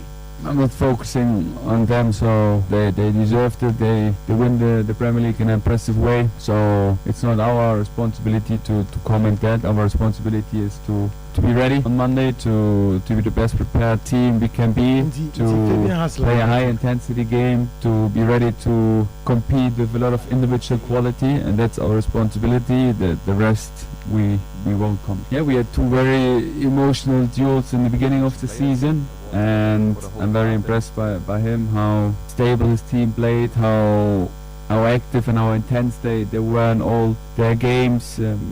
So it's very impressive, because I experienced on my own how difficult it is to come into the Premier League and try to adapt, not only as a player, also as a coach. So I only can make him a big compliment, and that's very impressive how his team and he worked so far. I can mention 11 players, but I think of course they have an unbelievable individual quality regarding their wingers. Not only Salah, also Gakpo. Then they have Diaz. For me, Savage is a key player for them, because he always finds a good trigger in the pressing. Luis Diaz is a great player. Jota is a great player. David Nunez is there. So I can mention a lot of players in the midfield. They have great flexibility with the three midfielders. McAllister, I would love to work with him here when I see him playing. So there are a lot of players who have great skills, and then they have also a good mix between like players who have a lot of creativity, and also players who are like team players, and players who are the leaders. So with Van Dijk they have a great leader, Alisson in the back. So overall it's an unbelievable team, and they deserve to be the champion, and that's our challenge now. We really want to compete with the best. We want to face them and try to beat them. And we have Fabian Hassler and I born Liverpool team no abaso na Mohamed Salah Gali a player Emma Liverpool ne contract on some no on a Guy Novo Edinkuma on the podcast and also and say na or 10% confidence stay with Liverpool. Also I didn't expect I was going to stay with Liverpool. Mo Salah. Based on club history, 10%. So you think you're going to stay 10%? Yeah, because we know how the philosophy of the club. Like I'm not attacking them. Just like I know how they deal with the players over 30 in the past, and I know how the situation will be. So I'd never expect the club was going to be okay. You have 2 years there with we reached a point in the money. It's all of us are happy. So I didn't expect that I'm going to stay. It's in my head like. Based on the club philosophy, I will not stay because we know how the club work. Like it's not something that are bad or something. Like it's just like we see how they deal with a situation like this in the past. So based on experience you saw in the past, you just judge the situation. When was the point where you thought, okay, we're getting somewhere? They're going to slightly change their principles from me. I think it's took like 6 months to negotiation to go just really quick, and I think from January, February it starts like okay we can. From January I think it's like okay now things are getting better and better. So it took a while. I think a club was testing me to see if I can still provide or not. I know Mohamed Salah Gali Nisam I don't know na most of the two just Trent Alexander-Arnold Nano Adema a course no undeserved sir or a player why be at the Liverpool and Samana Suno officer or Befi Timua Sef France Ehuru Mohamed Salah Gali or Noir player on a bomena team crew outdoor no more in the Ochabi Minim Yabatome it's any question and Kamoya Sam Oliver Glasner and at the two just that to be a Diana also and it's a Obaji Krua about major trophy as a coach now FA Cup game against Pep Guardiola's Manchester City. Another opportunity at the Emmanuel Sam fighting hard. I say it is going to be a difficult game. Now I know the boys in it recently performance Crystal Palace at Benedino Chasawi team. Now no Kakoba I was say Ujra and the boys near ready near Oliver Glasman in Sama or the Atuga and I not play. I mean co Arsenal say na reporter Eka Mensano play terms of Victor Jokeres and of a Pentman Sesko 2 players is still Andra Bertanum Ejeche sir that to be a Sabeka Omo na yete sir Omo spend more than 75 million euros and also less for these players. Now Ricardo Calafiori or say are you happy sir in a Ori United with the compatriot Sandro Tonali and Arsenal and Newcastle United at the Ebony or say it is going to be a difficult game. Number Arsenal fans with him say oh yantima ande the UEFA Champions League yantima ande the English Premier League into match sakano yet pre-season derby sani omuchim into against Newcastle United. They are going to fight for all the 3 points and here Ricardo Calafiori player and Arsenal insima oti Atuga and ne anoplay Mikel Arteta at the Atuga Sam Ukraine ni players no utie omunkoma omudi our camp na Ocha boys ni dimina our camper Kedia Chelsea omu ready and next season akwa season expectations also say Arsenal major trophy no boys ni ready for next season data na your top players and I say on Andra Beta new sporting director Emma Arsenal and come on akwa ni me pa confusion bi ani ho player na me pe omina ko ben kroma omutwa ni say sa players no menya mo apa Arsenal fe amabua ama team no akọ nanim I say Kai Havertz is in good shape out of Newcastle United game to weekend you him say or your player will play manager confirm say he's in great shape but me about game no play Emmanuel Petit ɛna de afutuo ɛma William Saliba ɔsɛ William Saliba ɛntena na William Saliba ɛnsɛne contract mpo ɛnsan ɛma Arsenal na Arsenal team no ɛnyɛ a team to beat or believe sɛ nyankopɔn boa sama yi yɛ players bi a Arsenal dwom bɛba and saa players no bɛboa ama with William Saliba Gabriel Nega yes no team no bɛyɛ a team to beat ɛne yɛnsɛm a owura no ɛte ɛto mpanimfoɔ anim Kai Havertz is in great shape and ebe decide say obesia Kai and etia Newcastle United and I say onsia Kai Mikel Arteta. We're going to decide that tomorrow. So he's done certain parts of the sessions in the last 2 days. He looks in great shape, but I think it's more a shout of, first of all, the medical staff, the doctor especially, giving the clearance, and then how Kai actually feels to contribute if he's required. Unbelievable. I think his work rate, the work that he's done, as well, a lot of credit to all the medical staff for the work that they've done throughout the last few months, because between them they've been pushing each other. We know how important Kai is for us, and the fact that he looks in great shape. I think he's improved a lot of the metrics that are very important for a striker to give himself the best chance, and you see the transformation on him, which has been really impressive. Again, they've done parts of the session, no complete session, so we're going to have to wait and see tomorrow if they can deal with things that they haven't done because they weren't ready to that early in the week. Ano aya Mikel Arteta ninsam ano na foreign vet say open place na amai hot cake na abusia okahubi na Liverpool what Liverpool komono say amo player na Leverkusen what Pep Guardiola's Manchester City kan say amo Pep boy no na Pep ahead of the FA Cup final and then central focus and say Pepe foreign victor one some say the city and cressa ne papa any some agents eba Man City number din come on and I said this is not a time I was say you this sound come away and come away no time eba Pep and atuka say na huwa and I say akonya say third consecutive FA Cup final obenya over the weekend I say game against Crystal Palace a difficult so Zen Mateta nom and a choir I'm first to set it up on team na any easy game Emma Manchester City I know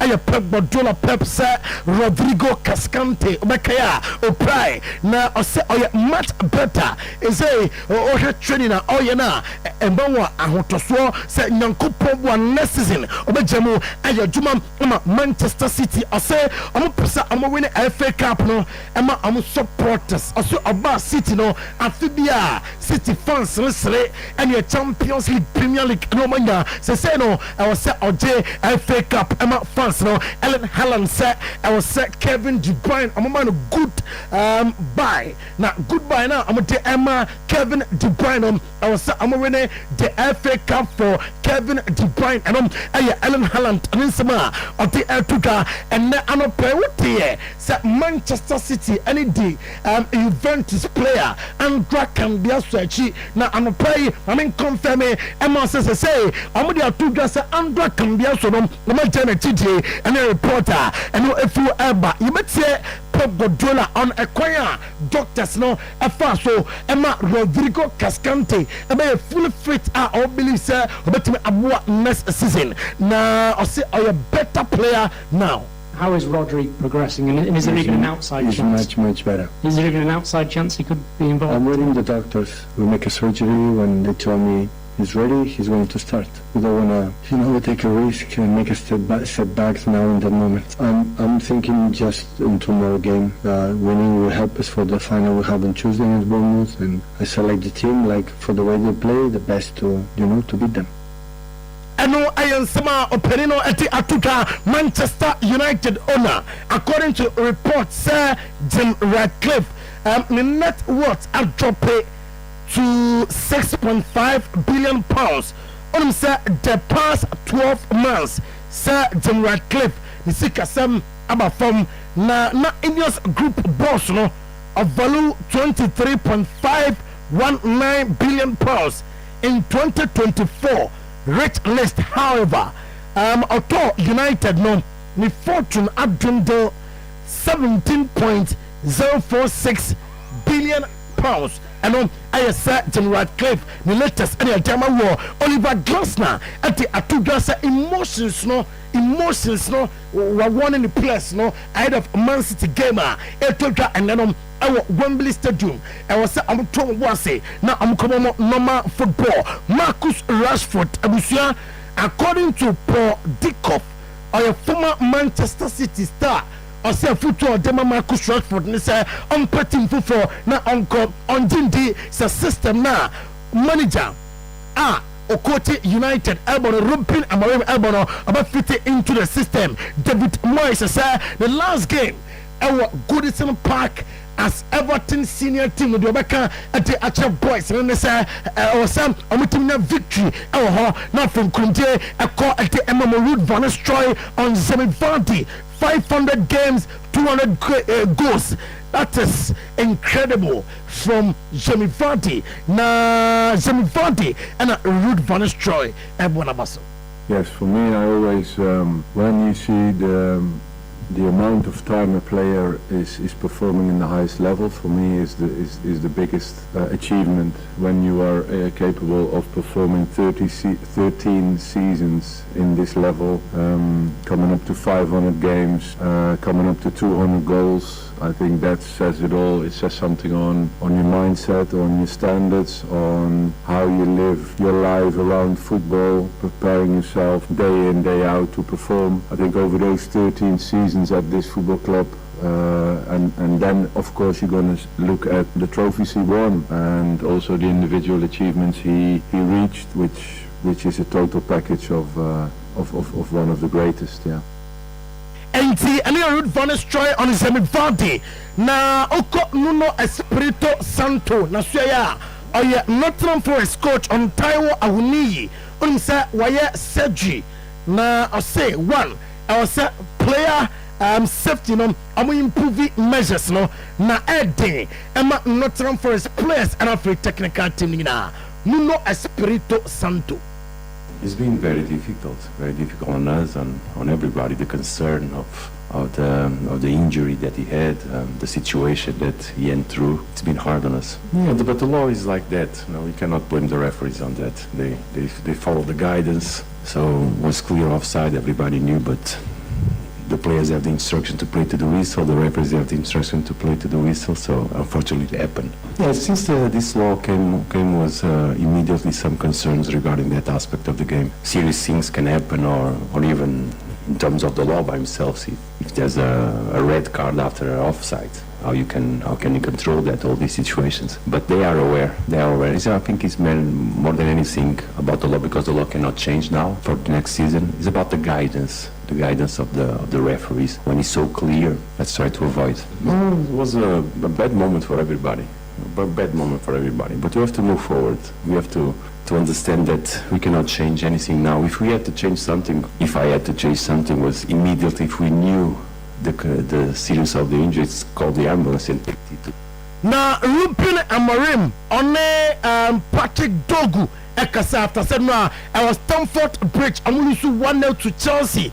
Maka player who wants mo Marco Correa said akwano airport ne ball now no say class akese no mani abre pe fullback no am try them say ambe consider no na Amorim and Patrick Dogu after some lose to Chelsea. It's hard to find the reason, because I felt that the team today was focused. We controlled the game. We started really well. Even the environment in the dressing room before the game was completely different. That is the most important thing, because you cannot change something in the Premier League. But in the way we behave, we can change. We are always learning, and we were there. We were more aggressive in the last third than the last game.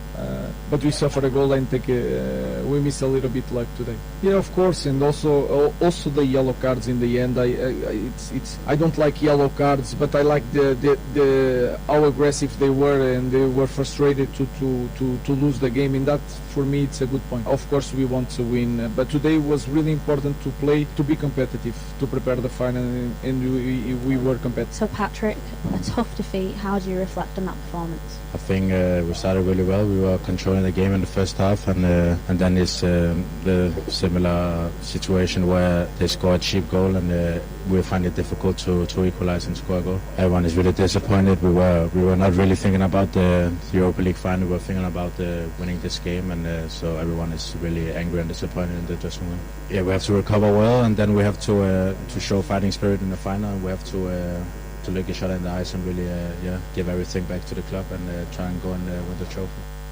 And the Patrick Dogu say I'm consider cheap goal and go no amantime ante eka afe odawane ekopiem e rupin amore mo no so ya o chemu say no krane me team no we have good football, lacking football and yensa anka Enzo Maresca and afe James 2 plus obama so na Enzo Maresca say we create Pedro Neto, Marco Correa, James na Amadembono are happy and the whole team na Amadembono I was so James and so and Nadia Twas Yentium.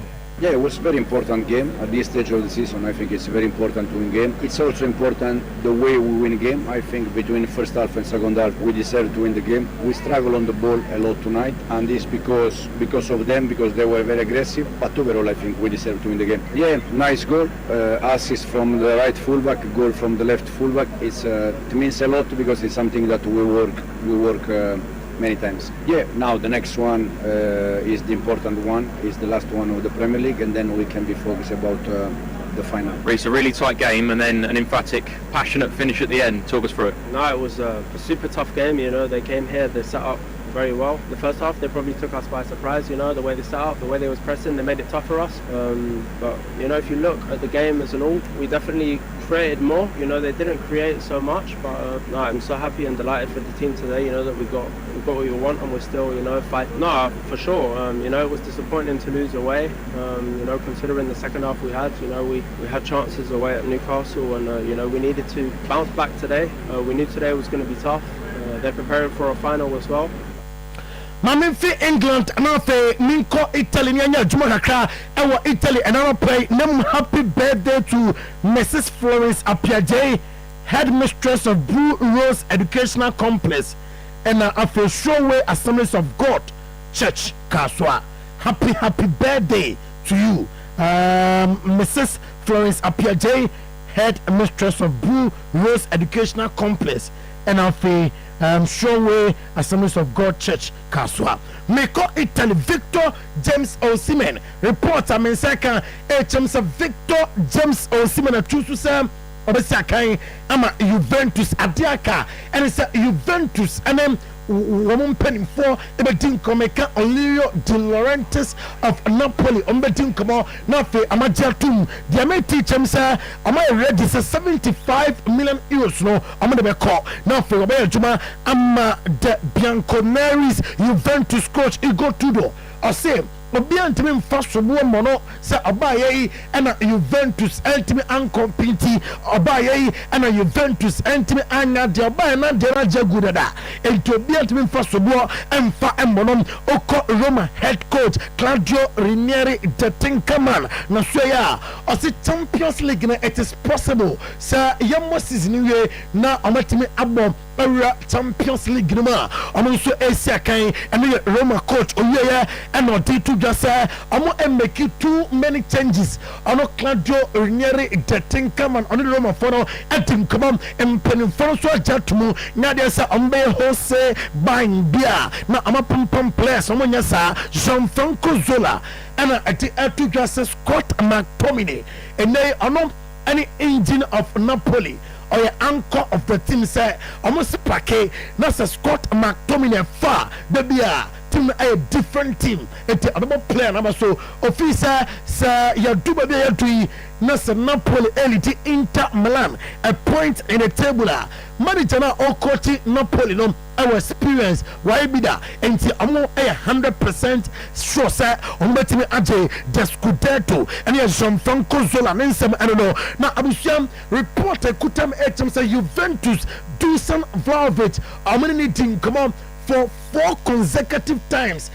Sound commanding now, and offering now, or decide, sir, Nadia, sir, obetium, I stand a contract, na Yamsia Mount Tahoe, and call as a free agent, and I'm penning for the 25-year-old Dusan Vlahovic, na Filippo Inzaghi, and I think sir, still AC Milan, and many part of his life. Na Jobeka and say AC Milan Basan Soribim. I was saying for at the Niama to talk when you say player beer or Tia, no I could find a number. I was saying for a team near. I was saying I'm to talk when you and Sama or Penny at the Altuga Filippo Inzaghi. I can say I winning 2 UEFA Champions League titles in 2003, 2007, and 2 Serie A titles 2004, 2011. And now on it Rossoneri for a year Juma.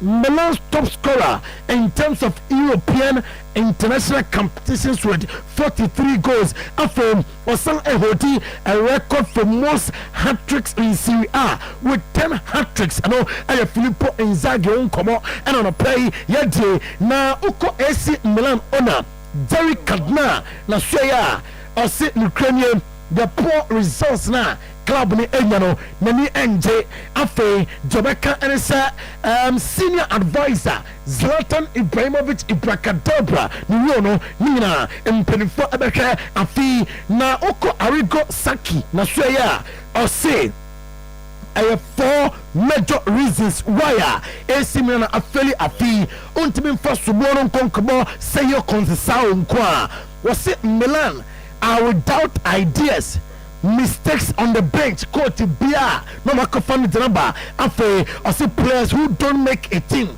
Your players who Milana, I'm making a team or quality there on Dante, no quality is not microphone number. Player number or making a team and Mercato errors. No say player Biowa, or see way or Nimbo or coaching way on Timbo, no microphone number. Some factors are affected Bobo Korum, Juventus on Beto Matia Perrin, Samayi, Ukutasika, Amatrebe Mount, and your reporter, Eka Yansa, and on a play, now Vincent Company, sir, opposite Ojit trophies in Yasabia, Wario, opposite Ojit trophies with a club that is Bayern Munich, and some Vincent Company at the Atuka, and then I'm play Max Ebro, sir, Serie Tibia, on the top players in Yasabia, on top players in there, on the top, now Galatasaray for boss, the terms of Victor Boniface, no, or a player, I'm more considered that to be say, oh, Simon Air Cordia, and your Victor Boniface, Emma Juma, Emma Timon Leroy, Sunny. Yanoka say only intensive beer. So Bayern Munich latest offer. I'm a Tamano on Bete at the Atum and rep and your Cotti sir Bayern Munich at the first offer of 100 million euros. Abako buyer offer Leverkusen for Florian Wirtz. Now some common on the Atasa rejected. I'm gonna say I'm gonna say open buying a money issue beer for 150 million euros bra. Not buying in Juma and for amount Jonathan David. The main teacher sir Oko Inter Milana Homitinati sa Amra na Ameliti attack and messing good sir opposite Otna Olympic drama na season. Now for Onoma Ayel Juma Luis Enrique sir new players the team na grow as a team. I say against Auxerre, I say Amorene, our plaque de Prince, and na Nankupo Bois, Amoje finance no, and then Sma Urano, Etuka, Luis Enrique, Onim coach beer, and him in coaching there, or similar to Don Carlo Ancelotti, 5 Champions League titles, in our team Aje, or Tawaniba Abidemha, a game I need to chepa. RSB Bakeni and Simba. Now, boss, you said 300 people for Europe. I'm sure I'm a book on flight.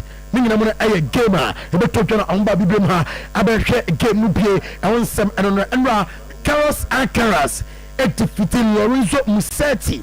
3-6-3-7-6-4 and I will take me 8 career masters. Now I say first in Rome and a Carlos Alcaraz etim adrose or eye for the trophy and Carlos Alcaraz means and play or the Atuja on this note live on Oyerepa TV, live on Oyerepa 100.7 FM. When you go to our Ultra Weekend edition of today's sports, and on radio, Uche Oyerepa 100.7 FM. Abusham Bibia Ekoye at the Amonti boss player. You're just so at Nkofon Crossing Semnon, Esiha, and then Anope. Thank you.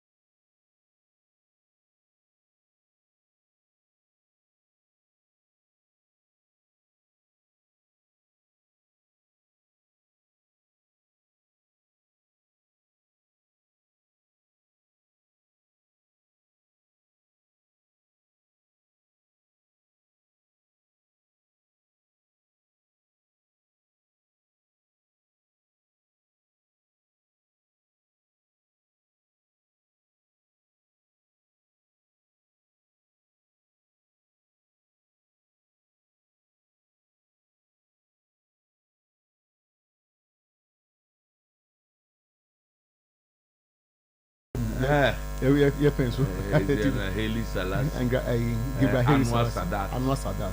Egypt near top man. Top man in Liberia. Now can then Mandela then it's Omajayo. But soon is it had been never so. It doesn't make sense. Oh, never so also. And my own president didn't and my own leaders are my bounds. It inspires you to also want to achieve something. If you are on the head, I mean, but on a special birthday. Special birthday. Special birthday. Now, a joint. They all have the same birth date. Wow. But not the same day. And yet the same day, okay. Yes, okay. No difference. Papa no age no anymore. Okay. But I'm celebrating boom. But they were born the same date. Okay. Baba, why didn't I do? The same date. Why am I born at Jacob? I'm in the Gina. Hey, when you're gonna have. Where they are breaching the own inscription, no way to Dubai. Namu of Abu Jawi. I'm a piano on produce film if you want to buy it. Aye. Oh, production if you want to man by what they would be a butcher. Wow. I had a maybe. Oh my guy, wow. No, maybe said it was sugar. Wow. Don't go there. Oh, nice. Very, very nice. Yeah, this is special. Wow. Tonight the birthday of Babo. Oyerepa no Oyerepa. Oyerepa day. You say Bema no say it mean the didn't come Oyerepa. So we Okumba. No Oyerepa no Okumba. Okay. I can to become because Oyerepa. Baby na Bema no whether you wa. Okay, Okumba. It's a birthday of Oyerepa no Okumba. Mr. and Mrs. Ajima. Yeah. Okay. Couple with your boy. We a special couple. We are from Humbuko. So I think you have to come to them. You're documented.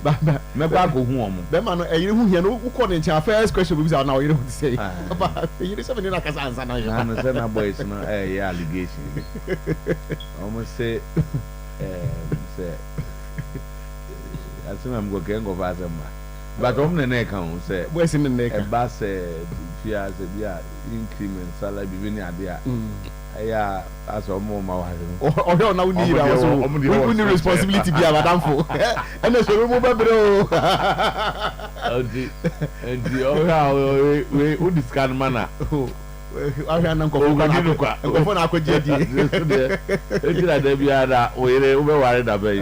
We don't want to say. No, me to say because I say, ya sat here, you be say, what would do? You know, so I can no longer. The best work was rock with our questions. The Bible put 2 million. Be a basic way, maybe a 5,000 with towards it. Oh, I read the best support. Yes, we another one. We mention. Especially man quite high. Nay, Utumpo. Yeah. No, happy birthday to Mr. and Mrs. Adjiman, CEO of Promise Broadcast. My catch was a CEO no, and you say Baku is CEO Jabako. Until joint CEO. And you say Obani is CEO and Abema is CEO. You be a CEO. Now me who be there? You remember CEO for you? Sanity. Almost set your record. Don't be the only set record. Yeah.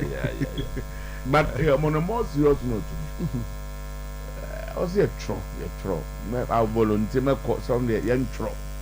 In a bed 25 page be now over Waria can answer from almost Kabama Waria Swat. But what do you tell Maunya? Who cut now Manasi we power there? So what you call Bijay? Because. Wow. The institution marriage look real. Happy birthday. The institution marriage look real. Very selfless. Humble pair. Now, when I touch you. Oh, you know. I open for when the sana in a there be Mamma chain on. No, Mamma. Never Mamma. I don't know if you're comments. If you're not going to, if you're not. Who's it? Utumbo no be a mo. Who the very post. Hey, you do aba. Who the baby on Sabeda. Oh yeah, Bema. Oh yeah, Bema. Go ya isomo. Obiemre. Obia wanya. Ura wana. Ura hodu mana. No ma. Eja gradu onya obe yi. Honestly. Eja pe baby afa. Yeah. See your promise worker. Happy birthday. Oh man. Nyamishira wo. And eja o ma daru mana wo ma baby atena. That's right. That's right. Nyaka kaka dey. Yeah, we sure more. We say no. Na and then you better man kan na mo be command. And they mean and then can I dissociate myself from that comment.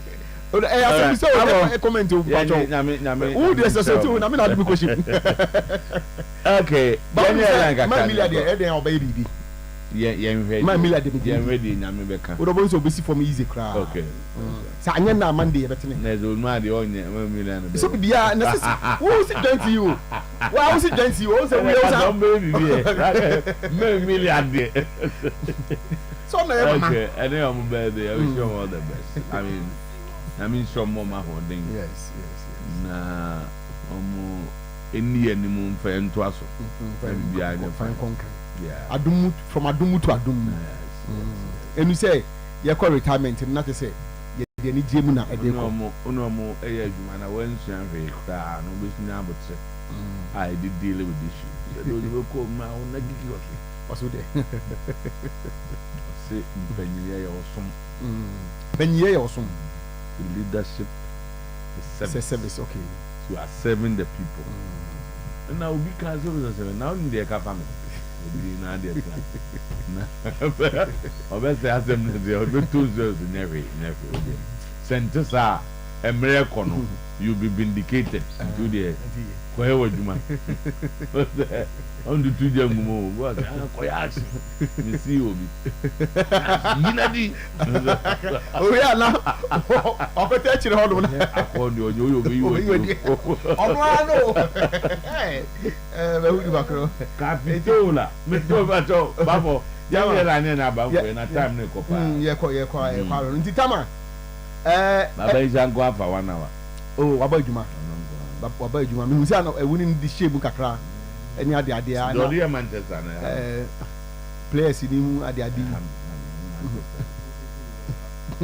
ma tim dey na nya papa Madrid oh na say nti da could be na asam to wa Madrid na afi we nice aya afi bi sign Madrid don't do kind of afi bi na sign afi bi na sign yetim nenya next month ya kobo FIFA Club World Cup omra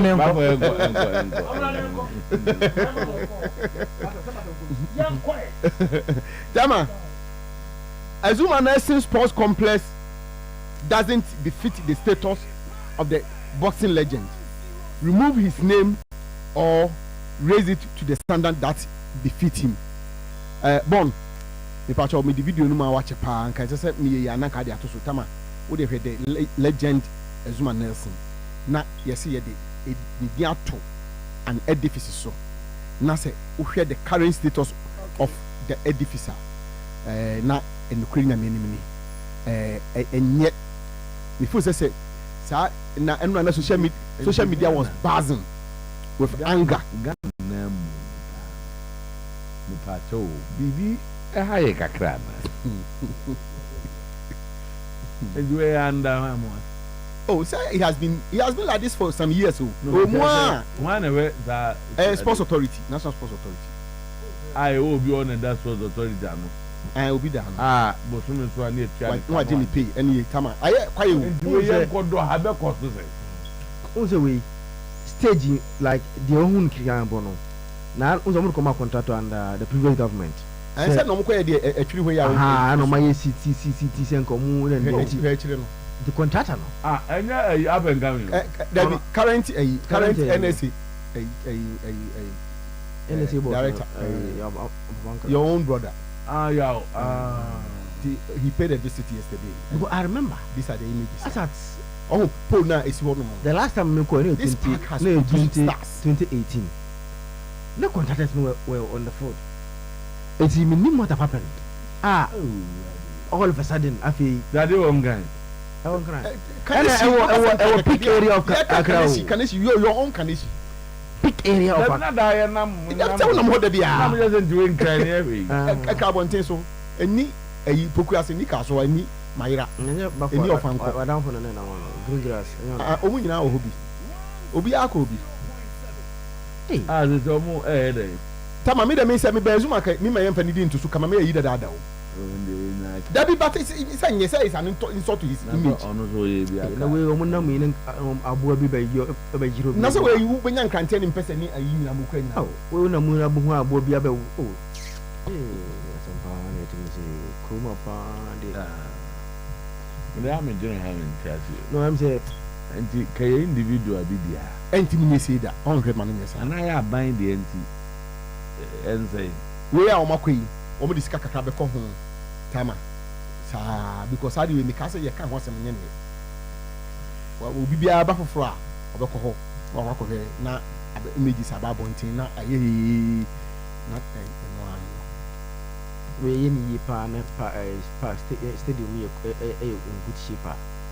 Look at the kind of people that it be say this is why you because tama we hear you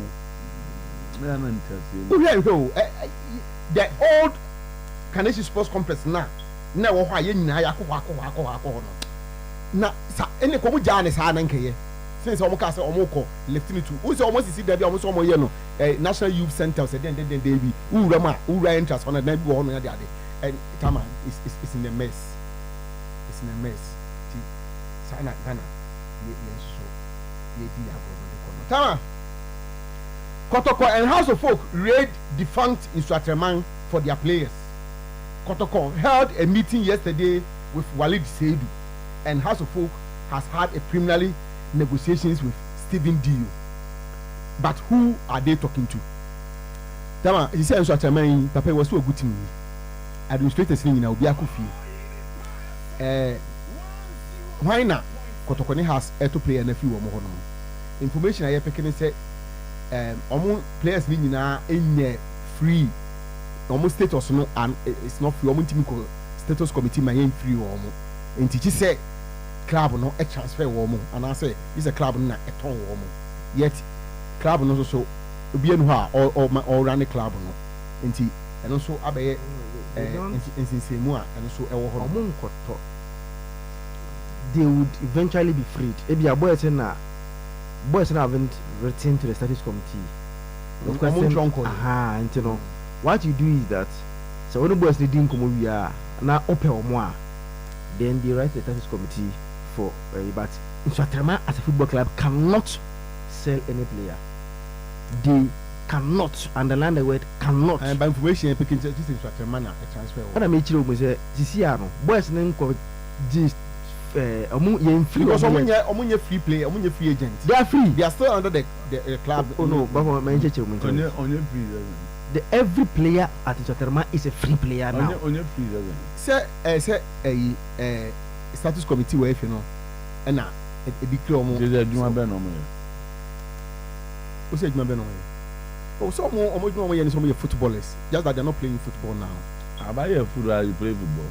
Oh, why saying all the time? The team no more contract. The team is not playing football. That makes them free.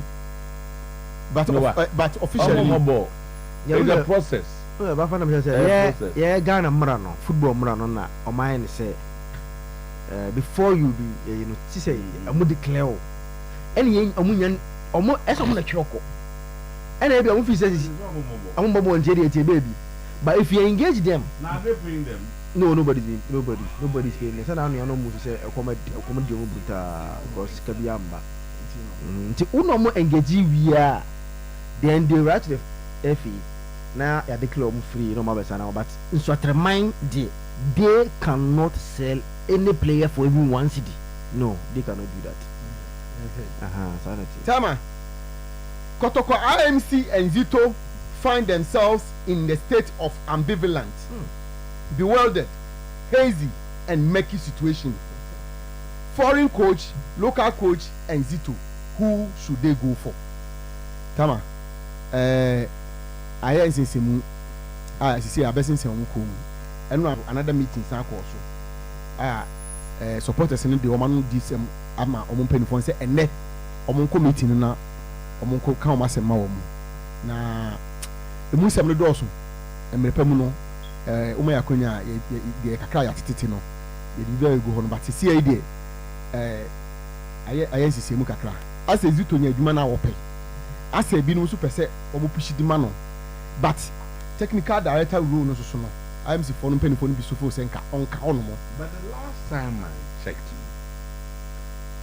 AI said they want to defer all these things after the league. Because this year, you know, you want to win the league. Omaka said 3 or 4 matches. The one who is in charge should have concentration to finish. And it's an issue of win a bad, win a bad on this animal. But that's what I got. You really are also now all prepared. Team so. You can go ahead, but your decision will not come. In terms of talking around, and they don't go so more. And the crowd, there will be a meeting, and we are supporters leadership initially. Or more uniform represent to the meeting. So what is the about them? About coaching, so they are also interested in who becomes the. So what is this? Oh, say you won't go for CCA in an normal 90 of normal year. Some of them are part of it. They say the Menyamo position is the last time Kataba, someone who as a patron. Already. So, okay. This is not as a community chairman. I'm only chairman. Because I said, Onuna or Tana may at Twaba as the in outgoing garden time. And so, maybe me demand and say, oh, my and Twaba. Baza Banomunian to it. And so he still hold the position. No. All the time, what kind of tea? On I got from and Twaba. There be Abanomunian to it. But the square as Obina or Hemaya Twaba. And Jomungo man because already Naba no made my program. Say we are working on IMC. Already Naba times, Jomun times, you are not there. Or Senate time also. When we are planting. Or then about to road by Okas on Chassis. I've been about okay. Cason Chassis. And I Yamra Quanso and I didn't know it was constitutionally wrong. I know what doesn't what the constitution says. Simple.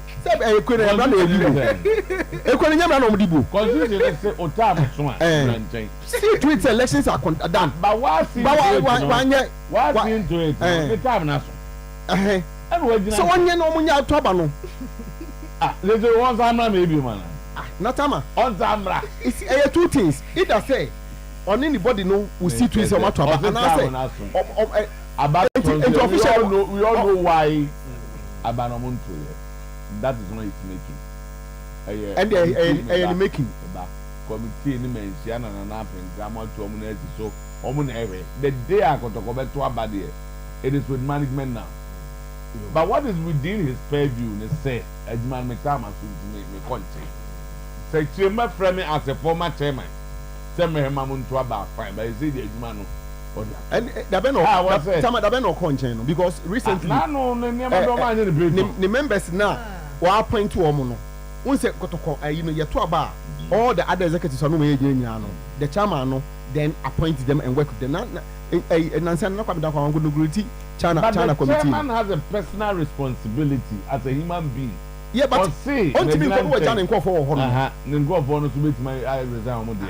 that doesn't work like that. No issue be a Jibekaya. I don't know Moko. I don't know you or no. 3K5 and obedience and say patrons they signed the letter.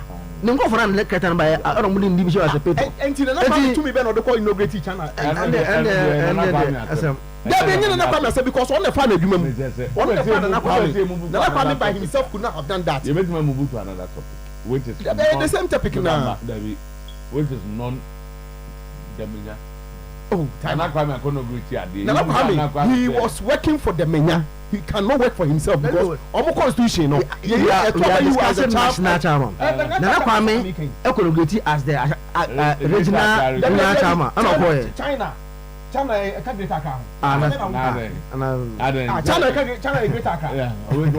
It is only the national chairman who can or nominate somebody to do it for him on behalf. Nana Kwame didn't do it by himself. He did it for on behalf of the national chairman. Nana Kwame is on the acting chairman. But the acting chairman was fine. Confusion here too much. What's it unconstitutional? Okay, I am here met to say. Not me, None of Camini Shabby could be. None of me, I am in the Shabby. No, go, there's no other can use your glass over.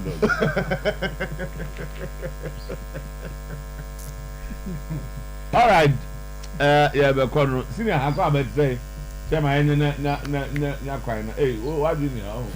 None of pay.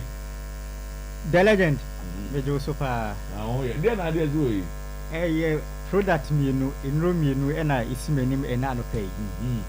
And if we start a bar center, I see okay. In Rua who do me near the Abba a drama.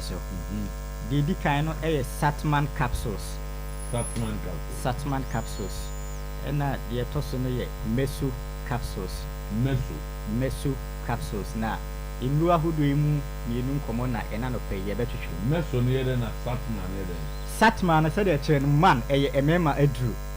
ɛyɛ mɛma duro a ɛboa bɛrima biara wɔnyɛ mfie 18 years dumotwe ɛkɔ ɛna mmeso capsules no so yɛ ɛmaa aduro ɛboa ɛmaa esiesie ɛmaa bu wɔn nsa ɔbaa a wahyɛ aseɛ bu ne nsa a ɔwɔ ɛhaw ɔbaa a wanya infections ɛwɔ n'ase ɛnka ɛwɔ n'ase ɛne n'ase ɛkeka no ɛno no yɛ mmeso capsules ɛno no yɛ dwuma a ɛdi ɛboa ɛmaa ɛno no nti ɛno ho nkɔmɔ na anɔpɛ the legend bɛda ase wei ɛyɛ Sateba Center aso ɛyɛ na nnuro ahodoɔ mmienu deɛ Ghana hanom baabi biara yɛtɔn aduro sɛ ɛyɛ pharmacy anaa herbal shop wode w'ani kyerɛ a ɛyɛ adeɛ a wobɛnya bi atɔ na ɛyɛ nhwehwɛmu a yɛyɛɛyɛ ɛfa nnuro ahodoɔ mmienu ansa na yɛde ba adwama so deɛ ɛyɛ adeɛ a yɛdɔ mu so kɔ paa ɛnam sɛ yɛdi aduro ɛna ayɛ aduro nnua ɛyɛ aduro na wokeka nnua mmienu mmiɛnsa ɛnan ɛbɔ mu a ɛna wobɛnya aduro a ɛbɛtu yareɛ ase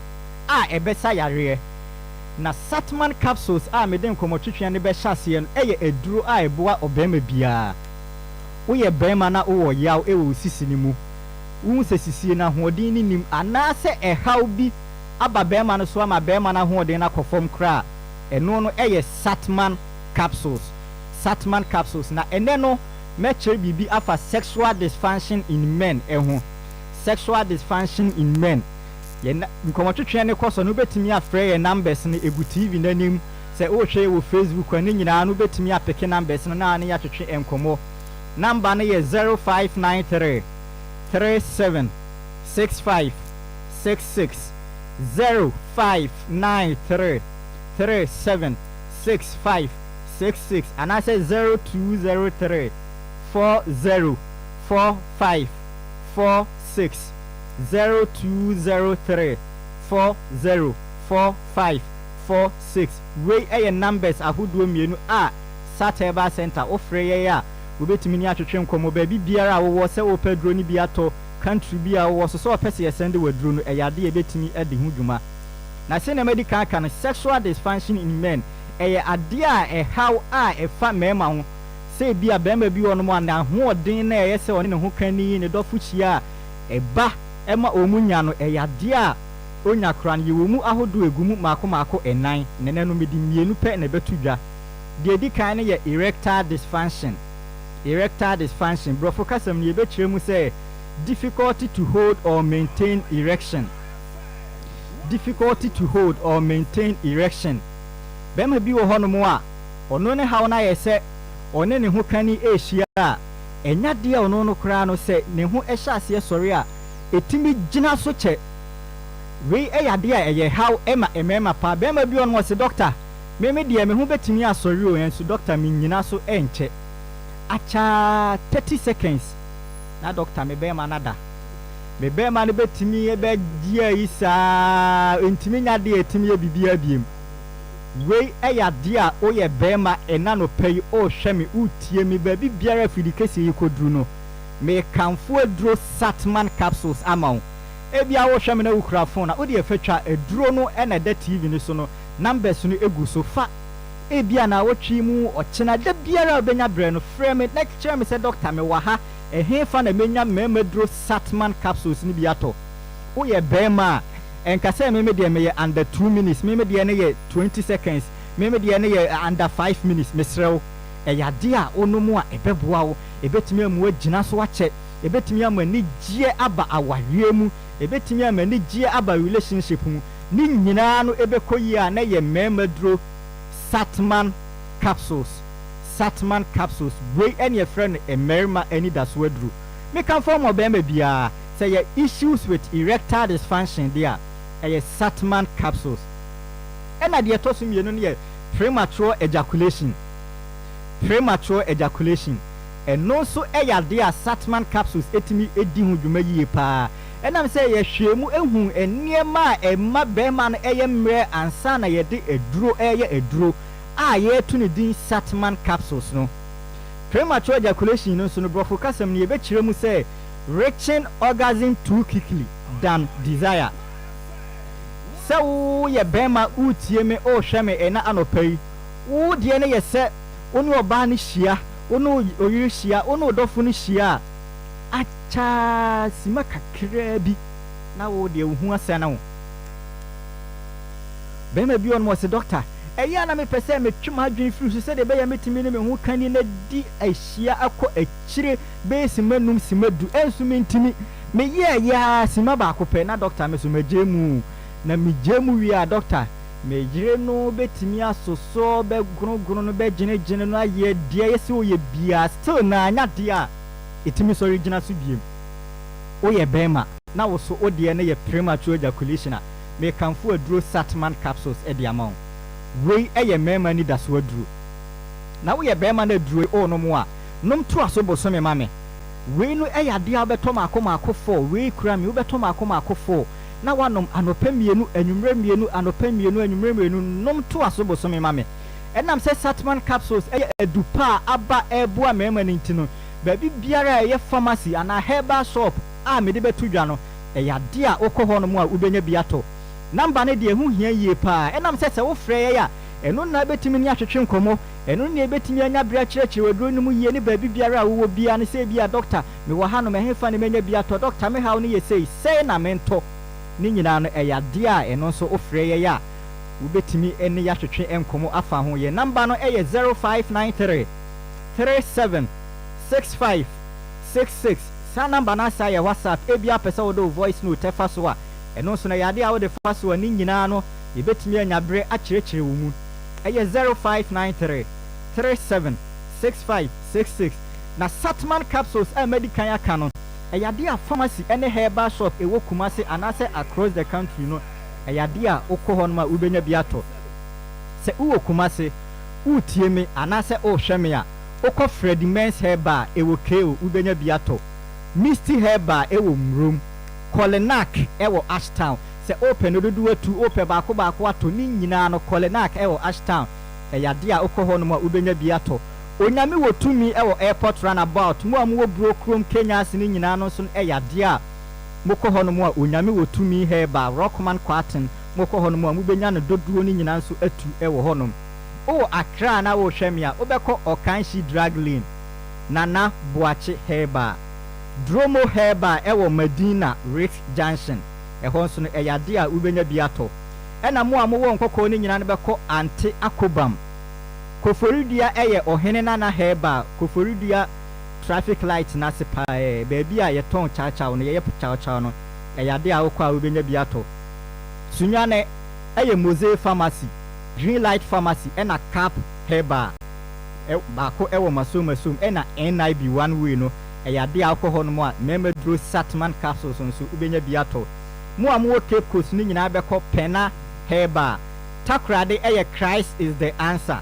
takwa ni nyina takwa utie mi enano pay o hwe mi enano pay na o takwa obekọ owas ebibidro fie mankasim eye Jeff heba tachiman eye Asantoa heba Kentampo eye Eduana ba heba Christian Bogoso no eye Unique heba wenchifo ni nyina ne bekọ Zack heba ewo Old Market ena Tikobo number 1 no eye Nelsi Pharmacy eye Tikobo number 1 enkane Odalo dua ya nkwanta enso no eye I believe in God heba na Satman capsules no eye mema ni da so aduru enintina ye sat heba center enye Satman kwa ne de baaye ye sa de meso capsules aba meso capsules no de ye frɛ ne sɛ oba pebito ne nom ne so hwe yade a sometime dance die no edoso pa enti dane da nyina no oba bi onuma doctor mi bu mi nsa emaye doctor mi bu mi nsa acha na wotwemienu na mi nsa buo no ɛsɛ ba biem moja no kura no doctor me de ne ba one day other days na yese ban emaye kura ma se akeka me amamatiti ma se ensuo bi gugu me enka wom doctor me ni me hu kani ehia enya dia ensuo na ban eso ani kura entida ne da nyina no ma no num no bebre matuetue no bebre mi dinku ni no bebre akokɔ ma se enso still na eya dia ehaw no eda so wo honom me kanfo aduro meso capsules edi amount entida ne da nyina me ka se oye bema oto Satman capsules 4 no ato meso capsules nso 4 akwa ohokani ye number no eye 0593 3765 66 0593 3765 66 uwo Kumase a eye Freddy Men's ewo KO Misty Herba ewo room, Kolenak ewo Ashtown, Satman capsules, any meso capsules. Yes, Emma, any mema, any daso. Okay. Thank you so much. Me that's it. Satman, any meso. Bema neto Satman. No ban from meso capsules. Not just a perfect combination. Thank you. But that's your next video. That's a premium. I mean, Shafi. Yeah, but pensing, mukaka. Chedi, do it. Young boy. Too. Na enra na chese. E wo fie de na si nyina e bo de bu ne ahwe Chelsea Manchester United game. Okay. Ina da yo. Oh, ina da je shi bi pa na. Chelsea for the on say the battle for the top 4 no and the race for the Champions League no is still on. Was they needed the win badly to omo here win na first thing here Harry Maguire offside but I seem to have a problem with offside now yeah judging na so marginal na kakra upon looking at it he was clear na kakra bi the baby kakra bi on say no so I think say offside no come san no mo here na say offside mo controversial this wasn't no really obvious obvious but I'm looking at the margin money any form of advantage. It was almost the same. Exactly. What you say is say yeah, keep your even half of your body or your entire body. That's why determination will become a problem. Oh yeah, after then you give the discretion back to the referees. With the end say. But obu atese ni shoe anu bi wo so omo yes asuru mo so shoe anu ketua bi nete ho. Yes, offside. And clearly offside na gaining an unnecessary advantage. But we are out to say on the boss and insa kakra bi which clearly among any form of advantage war go na nipa no kwese. I think moving forward, in as much as we are looking at all those factors, it takes something away from the game. Also, to you go out to them, while them no and no, and you go hard to say, kakra bibi and in the corn baby. So imagine someone like Inzaghi, and Anke na come to come side and get the baby because if we want saka crack but referee me check no jam. I think say on that score he scored a beautiful goal and clearly Oshebo na and yet there a man any form of advantage. He moved well. As a man guy raising that same issue, yeah. And I side with him. The advantage is that Senka only player Nesanswa. Probably the player might have had a piece. No, to only Nesasona and we can't be look at this. Where is the advantage? Or no Nesaso? What's that line? The body can create body na BT on. And man any form of advantage. No, say Erosha crowd and Nenya the 9 o'clock awful. The 9 the anchor work and the panel work through and then sunny boom. I have to look at this. Near offside. But to the game itself, Ruben Amorim and Manchester United undergo some form of Gamzoto on way. You got something like this. Do you also mean here? You got something like this. What's the moment here? Well, to about 99% of his body is out. No, but the 1%. When the 9 a horse and the 9 version, but they boot through. That's not the butcher. To Ubakode boot through who baby. Just say, and yeah, you be but we are any say now. I'm gonna look like I look like something huge beer. I say clearly, I think it takes the shine away from the game. But to the game itself, but just like I was saying, Ruben Amorim and Manchester United are engaging a very risky gamble. Now, I'm honestly hoping it will pay off at the moment because I'm pay offer. You know the worst it will describe the season for Manchester United, and especially next season. I don't know how they are going to start next season. Yahoo United starting the season on a rough note, but if they are not able to win the Europa League, I say, all for them. No, it's going to be a massive disaster for Manchester United. So we're checking Ruben Amorim in the Premier League. 26 games in the Premier League, so to lose 14 of these matches. That is the Premier League. And we win 6 and we draw 6. So moto Saudi and your man to Japa. Now Chelsea Ruben Amorim in the Premier League. Our 24 points and we pick Ababeka United total number of points are now as a dominant out of 78 points. Moto 24 points out of 78 points. And it means that United lose 54 points in the Premier League under Ruben Amorim. This is not at the end of a dream start for a manager.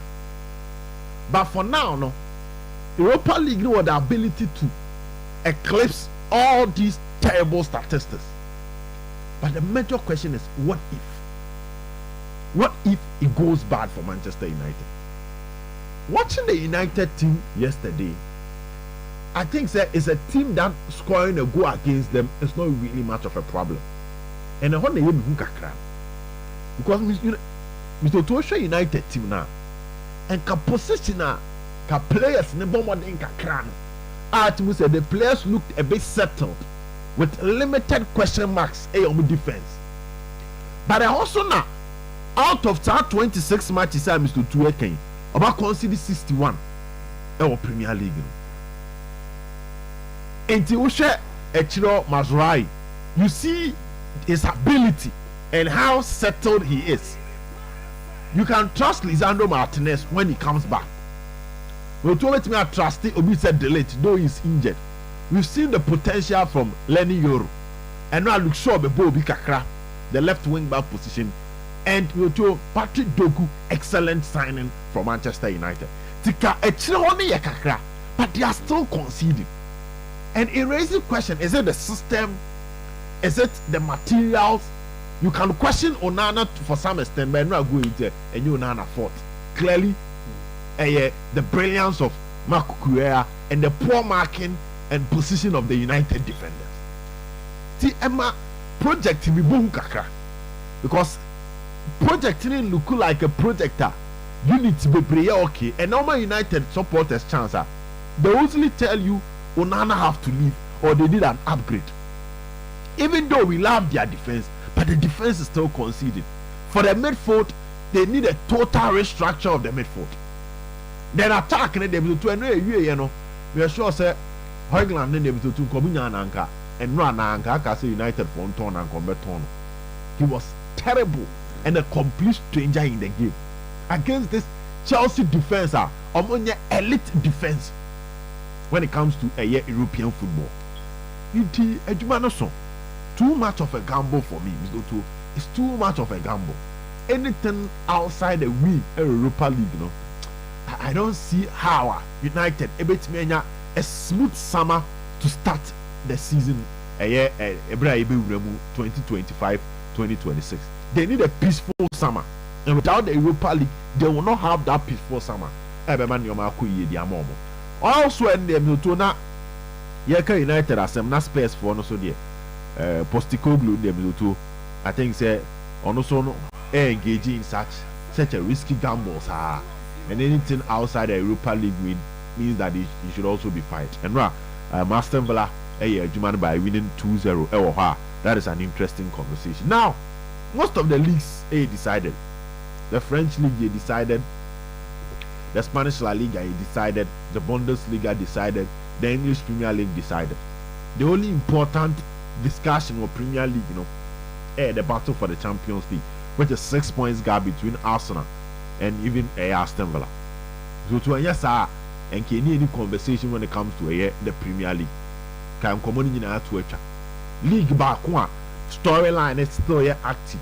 The Italians here, where we have two teams fighting for the title, and we have about 4 teams fighting for the 4th slot. Or you say Atlanta, they already have the 3rd slot. They've already qualified for the Champions League. Into Juve, Bologna, AC, Lazio, to some extent, AS Roma, so AC Milan rather, Roma the omu to about 5 teams depending on the kind of results they may pay in the remaining matches. Never sure what will happen. So he started a conversation about transfers. Now, Mr. Tuo, Madrid team, you know, and Juventus, one of the biggest mistakes on here, that youngster now Mr. Tuo about Bournemouth, no, the Hansen mistake, no, it looks like a backfire now fight you. According to Fabrizio, and run a boy in the medicals, oh Madrid, and I'm happy for Madrid because before sending your starting giddy crown, they've identified their biggest problem, which is their defense, and they've started working on it. That is going to help them a lot because I think say Madrid have 4 defenders, left back, a left centre back, a right centre back, and also a right back, which Omenyadada. So they still need about 2 to help Xavi Alonso compete well, and they are going in massively, which is going to be positive for them. But yet this sound common in area, you know, they also need to work on the creativity in their middle, which is also going to be a headache for the manager looking at the transfer market. Now, sitting a Crystal Palace, to tournament the main semester. Pep Guardiola news and then read and say even City FA Cup could have win the victory parade. That was a surprising news and ever because they still think they've performed so bad in the season they don't need to celebrate anything. That's a standard, Masasakaka. No, too. As a standard, Asasa so much. The way Quen switch na koso out the city of Manchester no, is a different thing altogether. Imagine Manchester City as a leveler. Even if they win the FA Cup, they don't see any form of celebration. Meaning they feel so disappointed, say they are ending the season with just an FA Cup. As Mr. To on page almost stand down to a different level. But can they win the FA Cup? Clearly, odds in favor Manchester City. They have the trophy winning mentality. They have the experience when it comes to stages like this.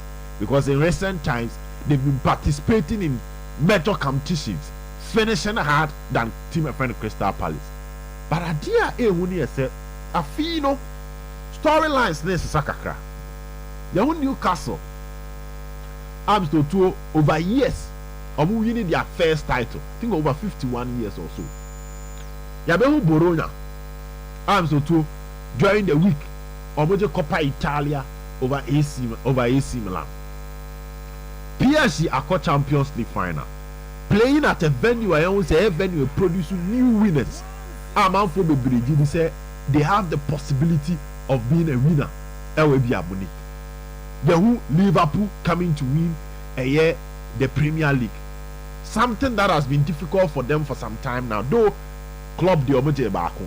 But checking the number of times at Liverpool for the past 20 years, Omonye contender when it comes to winning it. Omudin Tambe Musa Liverpool which is not a surprise though, but I'm talking about changes happen when it comes to winning the titles. Because the City Ajia to also 4 and I say Liverpool Ababeje. Now we even have Napoli on top of the Italians you are, all chances of winning the Italians you are ahead of even Inter Milan. Though 2 years ago Napoli won it, but a usual winner when it comes to winning the Italians you are. But Omotimia Babayeno, ebia 2 in 4 years. Positive credit to them. It changes the conversation around Crystal Palace. Saying there's a surprise element in this season they might end there.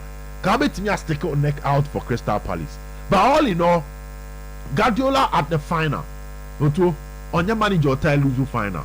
Though last season lose to Manchester United. Noto because last season United won the FA Cup over Manchester City. I'm looking at the tactical flexibility of Pep Guardiola in today's game. But it was a Pep decided to say a final. I'm not going to play Crystal Palace like sending me bought Crystal Palace during the season. We should sit in Crystal Palace. At the end Crystal Palace they punish City by catching them on the break and using the pacey wingers they have to punish City. How will City remain resolute at the back? Limit the number of counter-attacking situations on putting themselves in. How would they survive the pressing style of Crystal Palace in order not to create unnecessary turnovers? I will City for the final third. All factors considered, to City a favorite. I was such a game. I see a match. Once you find out they are produce goals, baby. But I'll be surprised if maybe you maybe 3 goals or more in this particular game. A City advantage, hoping that the element of few my new champions, no, to a be some could see our FA Cup, no, our commodity. Hoping that Monday be a better chance, no, maybe a City at me and win. Very interesting conversation.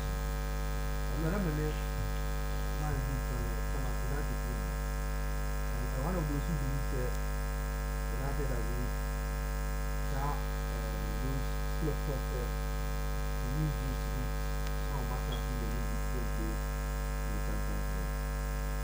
They have no question on the side of it. So if United ends the war, that Chelsea to play in the Champions League and after that the answer no. Na I did the man kakra because this say I have been consistent and say team beat me yes in a bad season, but it doesn't define say what will happen to interest debate about turn up I fear be room for because if Chelsea is good enough to play in the Champions League with this team and this performance or more than a year, honestly the difference in quality. Born now and there share between Chelsea and Manchester United. A soon Omu team by United the team Champions League if they win the Europa League. No, sir, Enra with the hype around this Chelsea team, youngsters. But Enra, I could crack Casemiro and Bruno Fernandes virtually no for no. They were very comfortable. And the goal was also substitution no. As much as no be no coach near no, but the official because he was protecting them for the champion for the Europa League final. Also no podi on it and different skills so and say on the also resting the players and say he wants to rest his players. Oh, as I'm making and say, born a and rain. Born necessity. But statistically, Chelsea were better. They were not. One United had more control of the game. Control is determined by what? Determined by how. So where would you locate that statistically? We say the possession that you have. But who had the better possession? United. What check it? No, you check. United had it. You check it. No, have you checked? No, someone we should be there. Oh, you don't need to check. No, United had a better possession than him. Are you sure? I'm checking my. No, I'm very sure. Possession. I'm very sure about it. You check it for. No way, according to game number 1 round. No, it's not about. You know.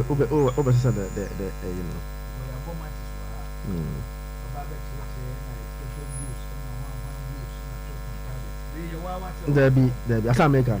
Let's see. Ball possession. Chelsea 47. United 53.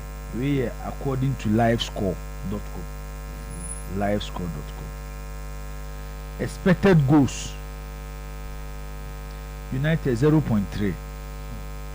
Chelsea 0.83. No, and United 0.44. Because when shot on target. United we are wow stars me want to miss I didn't go to the numbers say and the ball I'm share United control the ball better but Chelsea was the best two only why Okasa because United striker Hoyland Awasa because Emra ball na share no obet ubode say be kan kura United have better attacking moves, but for Hoyland, Awasa. and a different story. It is true. United have better attacking movement, and then Holland on a different story. Holland there, I said no coche. No, look at the no coche. Hey, let's say teams no, Jiska, Odium, Omon Vanco. Nina watching you no crowd. There be one of Dada, I see in Holland. I know my hope and the Italian and I see Sana. So the kind is you could be a chibi. Wow. What kind is you could be Holland in 2 years or 3 weeks ago. When Boba or a summer mesa, overborn and Basu, having a penalty among my one, and I do better as a moment. Oh, it's a penalty. It's a penalty team. There's Rebecca. Coffee. But by Holland, didn't quit me. And if you see the ball now, United airborne now, which I told you, if Bruno comes in the middle, I don't know United have control when Bruno is in the middle. But anyone on the ball, look at anyone on a problem. And that me dream woman Chassis Holland on team pass it, on team control, on team Tumika, maybe I want to maybe. And I think that is where United need to solve sir number 9 and final say oh the exactly no so ma we commune Bonkobo force and by Chassis on point yem pega Holland in Wednesday beba okromono yem pese be hu nim kra Odi a Ganachu, so could be no or big water force 9, but a Holland dear. Ojemwa, your bomb minus. And you on come one send and water. I think the difference was the brilliance of James. Once again, it comes back to you make a substitution as no. Just Abona Ganachu man at 10 years. Unse a Honana mountable. Mount would allow him to 10. No, you know the mount of foul. Say mount at the Humbacano. Who's about Fernandez able for anything? Ganacho. I'm so just tell me which player power allow you to 10 just like that. Hey, laziness. They know what's right. At that situation, it's either you win a foul or nothing else. But you allow him to 10 is even though very brilliant 10 by Richie James, but players who do now will not allow you to 10 like this. Oh, there was what a great Ganacho. But at least who's or the Nankoya, go back kind of foul, simple, no bonoko. Until all no, there was about society for football in there. When we maintain this, we are 3 points in the most important thing. But things that Amorin. According to the science, you know, or say, you know, many are surprised about the lineup now more at the boy, you know. But I don't believe he said players must be competitive. And if he said players must rest for that 9 days, no, that until no, Emma didn't rest here, but now I'm more for say no, they have to be competitive ahead of the Wednesday. Until Wednesday, when he said. Umpire of our bonufia day, and ready, but Yambe, Yambe, said that. Umpire of our bonufia, I say the dear, I say the dear. Mr. Two, Yambe, oh no, where in the mumble. The old home was our pie, voila.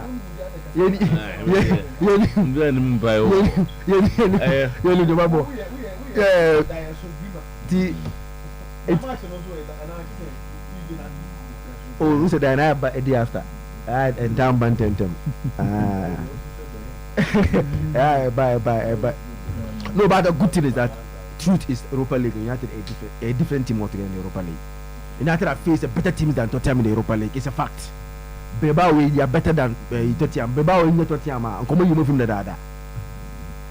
United have faced better teams in the Europa League than Tottenham more space. Our mass survival. And I remember so too. And I answer. No, but what's the more you do? But you, when I make a Bilbao on the Tottenham 1 yard. Bilbao, Tottenham. And I did not tell. What about Messi? Not about Messi. M was a one pass who say Bilbao yard the Tottenham. Teams are Manchester issue and we are the teams are Tottenham issue. As a Tottenham was Manchester this season was short 3 times. Yeah, 4 3. And I won't have an and country. I don't encourage. You will meet you now. I will say, sometimes you might have even the best squad, but to be near Basi, and not mean defining Kasibi a team yet. But the same person also money Papa be boy and Papa no passe Manchester team we pa there. Amukubu Europa kwaji Europa there. And I would Papa say, na Chelsea swear, na bona mobo na no. Be no Chelsea yeah there. And this is also one game. When you pick the full season in the Premier League, Chelsea are better than Manchester United. And it's the reason why I'm more occupy position more than Manchester in this position. The Bobby. What's the market there? Oh, they say you had more quite a better match in the nearby become once. No, Baba. They say your man especially anytime Manchester Babu quite a be and your man you say Thursday. Now, may I wonder by 9 o'clock come to studio. Get to say 9 o'clock. Number them white. And then said that you good day, mamma. On say that a kid. I said, Nama.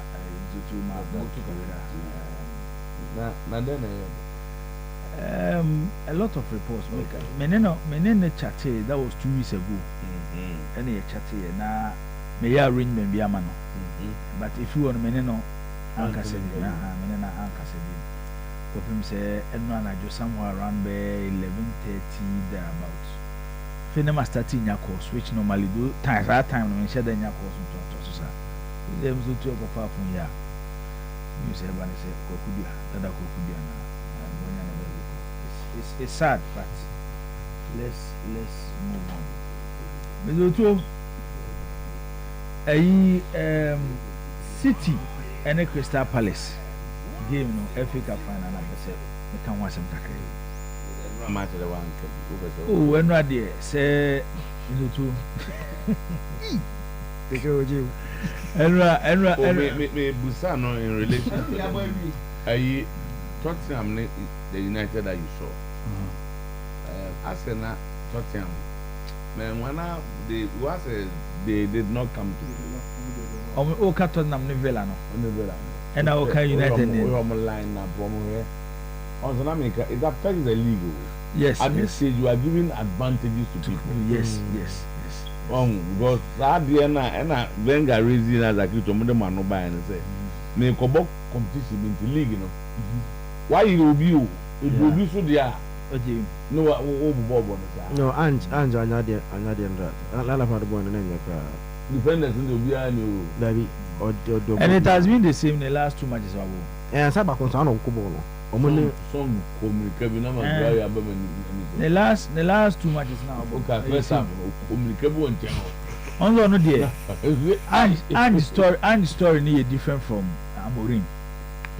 Amorim without the Europa trophy still be Manchester coach. And without the Europa trophy on Tottenham Hotspur. I didn't try. Go in one season that. Yes, and a season I so disappointing. And the only thing about I say win the season is to winning the Europa to get a Champions League spot. It won't say or then the concentration in an arguing in Nako Europa so. The way I'm to what taking Europa no, it's like a life-saving competition. As a European in who are the coaching career in Abanawi. And so Sunya Domu no Amorin and the Portugal in term. See a ball Wednesday final anyway. Now Wednesday said the Tottenham supporters said they can't who ya and no magic Baba Kuyafe. Dutu Omuinia Amorin the opportunity so back to Manchester. Now I be prepare for next season. I read Olusua play kwa home man in be my Landino. Intinidia no Dutu. A Faber he's not showing respect to the Premier League. But Obetina say on super will save in the Juma into Betina Sakrebi. Pep Guardiola and Manchester City. Not a good season, and Meditu said winning the FA Cup ain't mean say how bad the City are this season, especially under Pep Guardiola. And then you know this is the standard I was setting. Or on a standard, it is when to me meeting the standard now. We also Pep Guardiola wanyani. Ye ka coacher since or buy into professional football as coaching. The lowest and the team bianya to coach team bia wanya aim to the team will finish third. And can they team be the third? Oboso. Just imagine Manchester United this is nobody third. Kasame omuda so jubilate to Manchester. But to Pep Guardiola will be third or the fourth on your Champions League qualification on your because the standard of Pep Guardiola is to win the English Premier League. And Loto Makasa will say yes. People might tag Sir Alex Ferguson as the greatest manager in the Premier League era. But media Makasa, based on number of years, Pep Guardiola coaching the Premier League, and he is the only coach in the Premier League history. I'm the Premier League title and that was 4 times. To have that energy and motivation, and the more motivate 2 players. Obeji League 1, 2, 3, 4. To easy. And when I'm Pep the most nti once people talk about Ferguson, me shame fear do a Pep Guardiola be in Premier League in ma. Premier League in era I'm not sure there is a coach like Pep Guardiola. And in football history, he's the only manager in European football history to win treble with 2 different clubs. And the game now, Omobabo against Crystal Palace. Because Crystal Palace are one sider, mostly Pep Guardiola struggle against them based on how they play. Guardiola team ni team a to omo pese omo kuta ball no. Omo dey dictate play. Omo pese omo push you to half. It will allow a lot of spaces to attack them. The yarn say spaces no be man so to be utilize it. But Yababe drew stage. Guardiola be call a season without a trophy, which over Premier League to happen once. That was the first season in the Premier League. It's a game now. How he will manage the City team, how you want the City team to play. One way and now, Guardiola team now man for him. That is where the issue is because over Crystal Palace team now, Thomas Frank but he's doing a very good job at Crystal Palace. It's Crystal Palace, Oliver. Oh, sorry, Oliver Glasner. Sorry, Oliver Glasner. It's a one gamer. He's a good coach. Very good coach. Because at the point they sank power. Yeah. Almost relegation until he organized himself. And recover. Says at times because of last season, how almost finishes season, there was a lot of pressure on them. And if you quite target almost said this season, they should push for Europa Cup spot through the Premier League log. No, it's the pressure no more me under. But no matter bad down, no. Look at how he has handled the team. And one team of the two, when you are playing against them, you don't rest. You have nothing to lose. Yes, you don't rest because they have good attackers. Or more counter transition. One of the best in the Premier League. They know when to defend and when to attack. And a team almost slow pressure. So who attack no more defend there. And how because you say they are. Who bet me about when they will have spaces. Ombe you su Ezemo, Ombe you su Mateta to punish you. It's a close game. And the game then about the future of Manchester City club no. Whether Pep Guardiola ever made a different Manchester City team any this season team. It's Ibema watching the game carefully. It's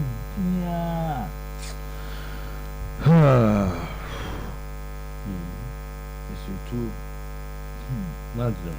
heading. Oh dear. Yanko 1-1 Yanko extra time. City winning the extra time 2-1 for club offense of Manchester City. And then they mentioned that I'm going to be Yamayadma. The boy who they are trained with Quada. Nyabe analazu Quada game ni. Quada there. Also, maybe a question. What's over a Juma? Amorim finals of Europa. He still has never lost a game in Europe. But in the Premier League, he lost 14 times. Our winning percentage of 23% in the Premier League. Yeah. Won 6, drawn 6, and lost 14.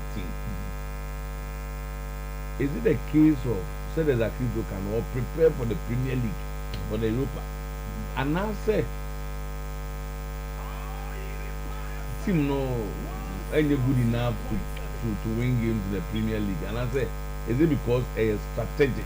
The question we say, me present the Europa League. Meaning, so what's the question? It's a question as a because I want to win the Europa League. Yeah. The concentration here. And I say he's doing his best, but his best is not enough. Because now against Chelsea, I did not see me boy Europa League they're virtually in the full team. They're Oboyani SM. Yeah. Son of Power has an unrest in the players now. Oboni SM. Yet, post match, or say his team is improving. But Manchester United did not lose 14 games last season. O question here be 30 minutes. Oh, sir. Yeah. Oh, okay. That no, sir. Also, they are improving in certain areas. That is what areas, man. Because he thinks that now they are able to play in terms of the build up, control games better. But they are But when they were not doing it better, the team never lost 14 games. So, Manchester lose 18 times this season. Yeah. In the Premier League. Yeah. 18. But I couldn't lose 4. I don't know if lose 14. But last year the losses were not up to this. Yeah. So I think it would take a certain technical brain to understand the language, What they are saying. Other than I said that Arsenal has dropped a bit. I mean, based on the results of the league, team not dropping. With results, also we are improving. Maybe so on America say the situation is different from other coaches. It's like a coach I will believe say the BCB apart from relegation, I will still be there next season. The AB I'm fixing certain areas, which means I can do my best at the results about. And the two, there are areas that AB are one little improvement in the team. To say their defensive setup. So for Manchester United in there, now for Manchester United 3 months ago, I think their defensive organization and they are better than 3 months ago. 3 months ago, by it was not losing as he is today. Because there is no pressure on him. So when me and deliver this season, if there is pressure, on him at press conference as a make improvement as whereby he's not getting results. Tell the merchant as he's finding a way to obesity areas beer. Now Manchester United a year is my opponent say on be punish United and one of them your defense now make one so. So what for Manchester United before that wrestling number one about to say whilst United no more consider a lot no. Any coach be Mr. to me this is how I see a good coach. Uko problem. When you problem no, you find a way to fix that problem no. And at the back I'm already getting Casemiro Ugarte as a double pivot to free Bruno Fernandes. With these same 2 players as a double pivot, it gives protection to Manchester United back line, either the back 3 or the back 5. And to one who say he is fixing the defensive shape of the team because over time. I saw the yes and man. Say excuse me, next season no team say excuse no. When the league starts, I'm already to me my Major press and him. And my can't press and say, me who improvement whereby game now or 2 hour cast on 1 Manchester lose. And the baby I would no. It different from maybe other coaches are. You better compare mu to Amorim. And the few say you too. When anybody you know what can be so. By next season there. Like to now can not meet because Amorim here there. If improvement. I show 2, I show 3. You see, we improvement. And I'm home defense. And I'm home for no.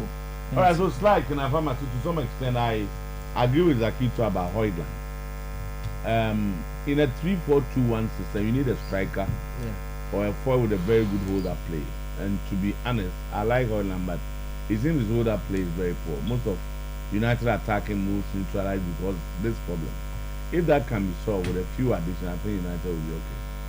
All right, Babo. Say na mo ye ya na Anthony ko beta. Oguma ni mo asi. Sa na McTominay say yi. Come on, Zakito must stop what he's saying. Since January, United have not beaten any team that will play in the Premier League next season. Are you aware? Derby Premier League. That will play the Premier League. Oh yes, some mama show me a well.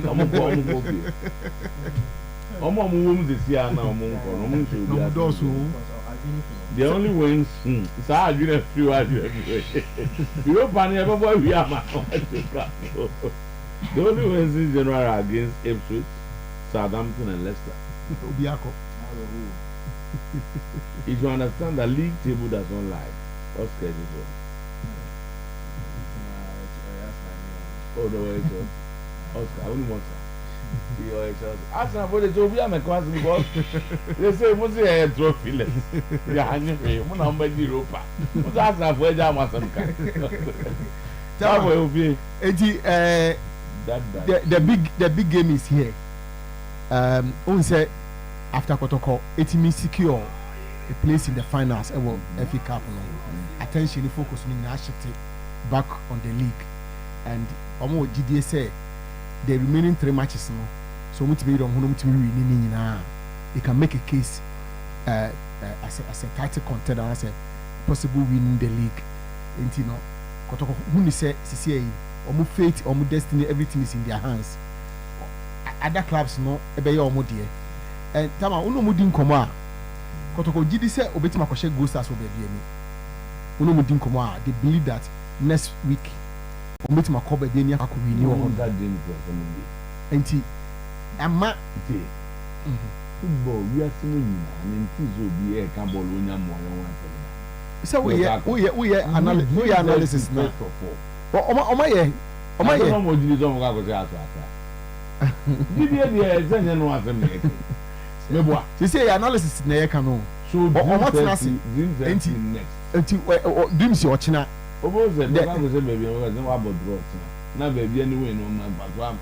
O plan bato am. So mo ka to mo say. Let us union.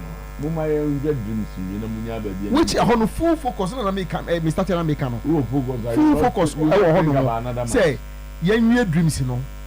But say we aka matches no nya we say okay we me say na me say ya e dey say be say we permutation dey say nations call Legon cities yeah nations call Legon cities Monday enti Kotoko share ochine wi a na from match na sha hwede e be ko so won kan Monday obo ochine wi sana omo no mo to share omo share ni say omo no mo share matches bia o ya na say me kan some omo kan say omo timi share ochina ni wi a then omo hwede be ko so Monday afei no na eni no eche be bia ni na afei no last match no and the be mu ngamu because say ba ne say the bit me si won kan a omo fu say a team position Kotoko nations have done well away I of course and Kotoko are very much aware of that also.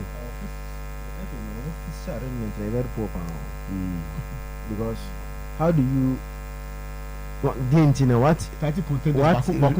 men of the man say Uncle Juada because Juada no be able to look for my way omoko Mrs. na epre bibiaje then you isolate the game I look for na way almost survival no yeah team. But mathematically they are still in. Yes, but my league table no. Very team. So we over there. 17 for it, 25 points. The team come with there, on the bed. Yeah, league na got 4-4. Yes, I can 4 matches. That's 12 points up. Yes. The 12 for the car, I have about 37. The entire my win say 37. 11 positions. But they should only also 12 points to play for. Sunny, you can't be go here. 10 man and to 12 will be under 12 hours. No, be any. And also, just where Omuti say, to say nation title contender, I'm no mobile. In Tabanisana, money yet in the mount. Senkadia Anka, Omo be crown on league in front of who said the woman say, little from nations was a match. Little Shade. Accra Lions. Accra Lions will beat Indiana today and move to 35. Accra Lions. Oh, but I should be on Accra today. There will be Carrera. There will be Accra Lions. And I'm sure Munya form now. Recent last games here, Maboya. Diana on that 10. Yeah. Akala was on the 16. Ebeshe na 35. Oh, kind of boldly so better points of 41 and 32. Ebeshe na 35. Karela ebeshe media mo tamale. Karela ebeshe media. No na 35 ni bi. Na na le gon ti do mo home from the on show. Ore ti ba vision. Obeshe young apostles. One day I want to. Ewo the ono so akọ. Ono ko chen 36. Eti 36 no wi a. The other le gon the on go bi. Le gon na e ba against nations. I don't know the on go bi.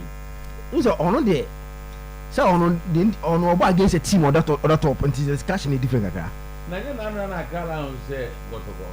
Oh, so almost. Na je against team or that top. Ne sa. Say the Karela ko share baby any go stars over baby. Ya mun kan je na mun ya say there. So eti Karela ko share go stars over baby any. Eti am fi say baby a omo no feature na ko to no there. Ne senka Liga should be playing at least optional bi. Unfa you don't give Accra Stadium. No, some go on Liga. There be say omo ye bi ho nti omo the match na ba Accra Stadium. Say we a match you Accra. Da bien no, sa ha se kwa. Ha se ko break rooms. O won ne. Accra was born there. O won ne. Bibi was stadium o. Because no, I mean, I yes, omo ABB and mark be competition bi ho nti omo ye match na ba Accra Stadium. Say fika fara na some more weekend. Omo bo bi sa ho nti omo enti match na ba Accra Stadium. And then watch until Lagos City match and we back cast any Liga. Send no, but I think it's bad because you give advantage to either nations or Lagos City to be any advantage because that time na ya bo ni wi. Who say ya there no? I dare sometimes say yeah ni mentality ni abufo no nyepe o. Omo kwa omo nyesa. Na so ma I say Premier football match, we are giving an advantage and disadvantage to other people. You know mentality in the people. Tottenham there no. And the difference between Tottenham and the coach no, or a car final to play. But final no come. It shouldn't affect us. But the amount will be advantage. What about Timon Zufu say we are already relegated? Timon Zufu say we already see. Don't so call ball if you ever say not to say that's an Ligon City. Based on league table, Ligon City survive our Ghana Premier League, 1%. So the mention, Ligon City should decide say because you need a chance of staying in the league near slim. If you end up your first team players, you go for the ABA players are this is no more opportunity to play. So like if you know the advantage. No, who's a nations. We there no. Say now last week at Southampton, who are we? But any city board draw. Competitive or bonnet. But I say the entire Tottenham there no. As much as you need to say and say Serie no. As much as say yeah condemn and even though the only congregation can go to the crowd still out. As much as yeah condemn and officer in the last 2 games. In his last 2 games, also only 3 injuries. Mienza, Kulisevski, Madison, and Bevel say and Tofi say main rescue and bomb and premium quite a fan to play. So then at least a different kaka. By the idea, once and yes, scan.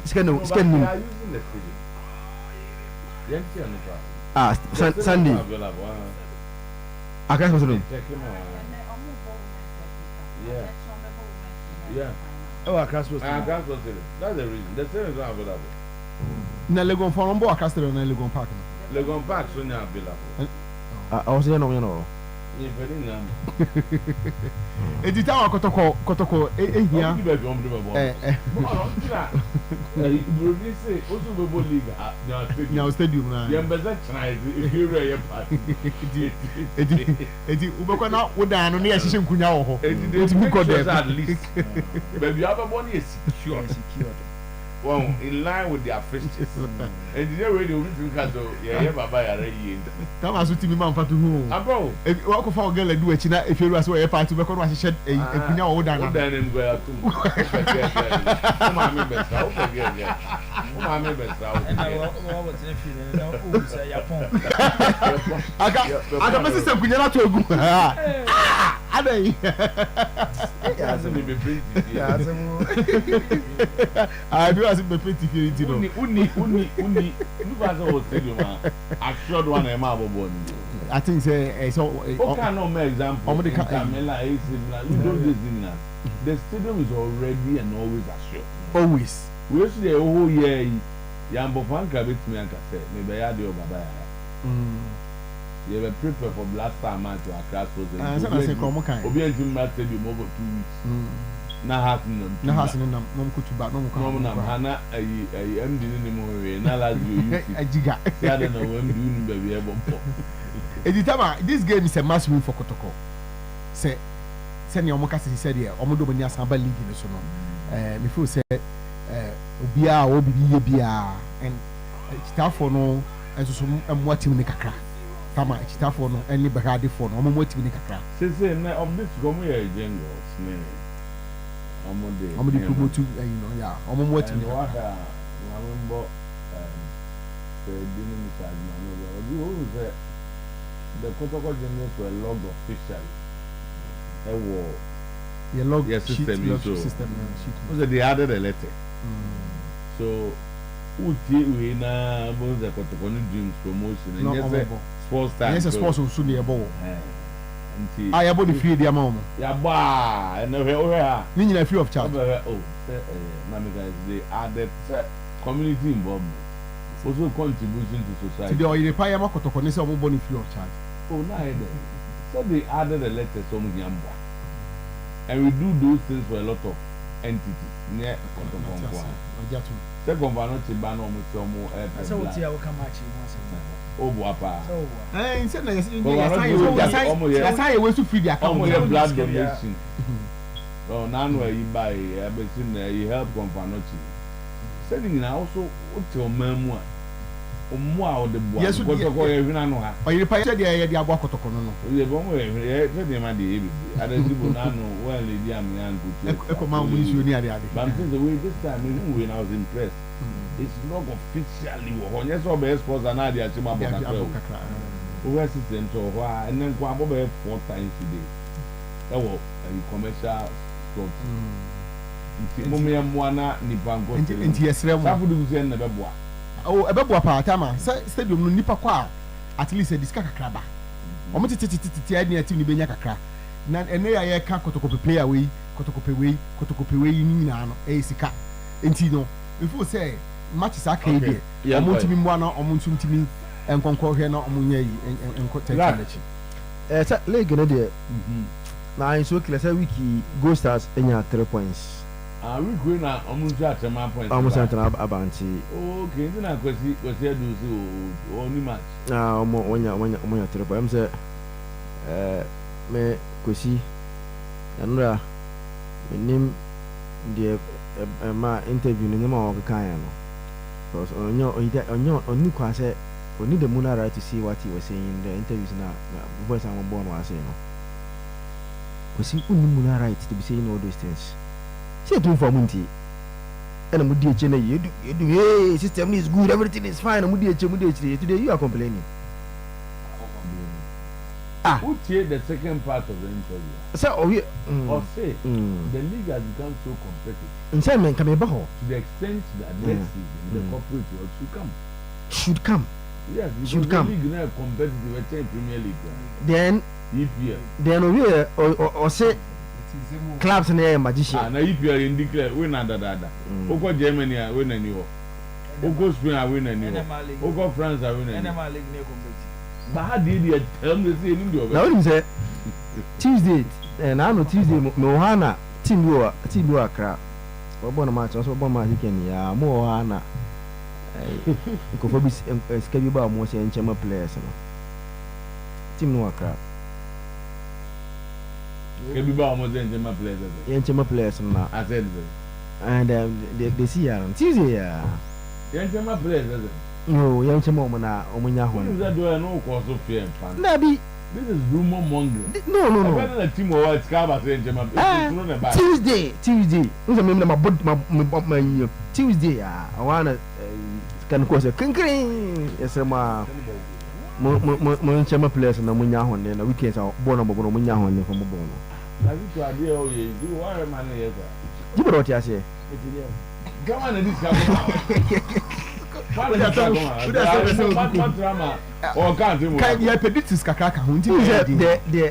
The aspect that league me competitive so the minimum person the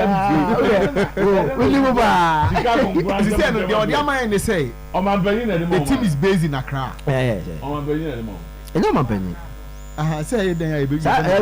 team is based in Accra. They are struggling financially, everything. They are struggling in everything. Hey, he said the one I didn't know. The team is struggling in everything.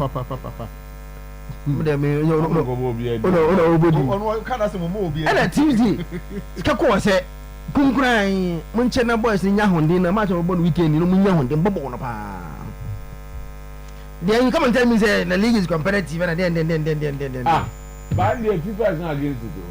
No, it's in. The rules are exactly some will be seeking to motivate him. FIFA principal power. The interest can go. I bet my motivate competitiveness. But you can legal. Papana Skawuma. A gamma was my walk and say he thinks they're magicians. But Southampton, Obuko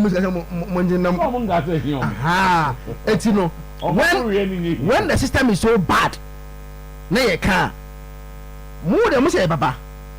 Because he's one of the he's one of those who believes the system is perfect. And they are catching some kind of he's one of those who believes that because he's one of those who believes that this current system is 100% no flaws. How can we be? And today you're saying you think that after the crowd are magicians. How many magicians? They know where they get money. They are not magicians. Who they are lucky? And a company. I am Oscar. Okwaya ni amo kojoko. Okwaya ni amo kontu. You see. I wish say nanka owo team a ehwe nkoko pesika. Okobre. Ohona ko kosi be hunse. Kanu kojo obre. Ora bi emre. Ori ochoko ya ni ane ya mano. O ochoko ya ya mano. Me say nanka owo team a musume edu be 15th. No asasi chini pesika obetua ka. Hono ko behu Selempele. Hono ko behu said the league the system is so bad. Board member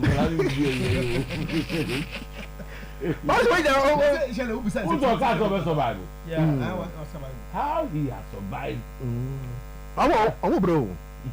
Oh bro pa. One and they go for 20,000.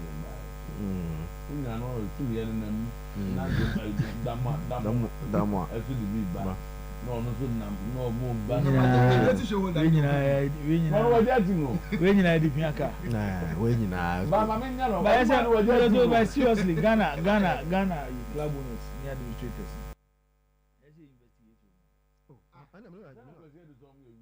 Nowhere in this world.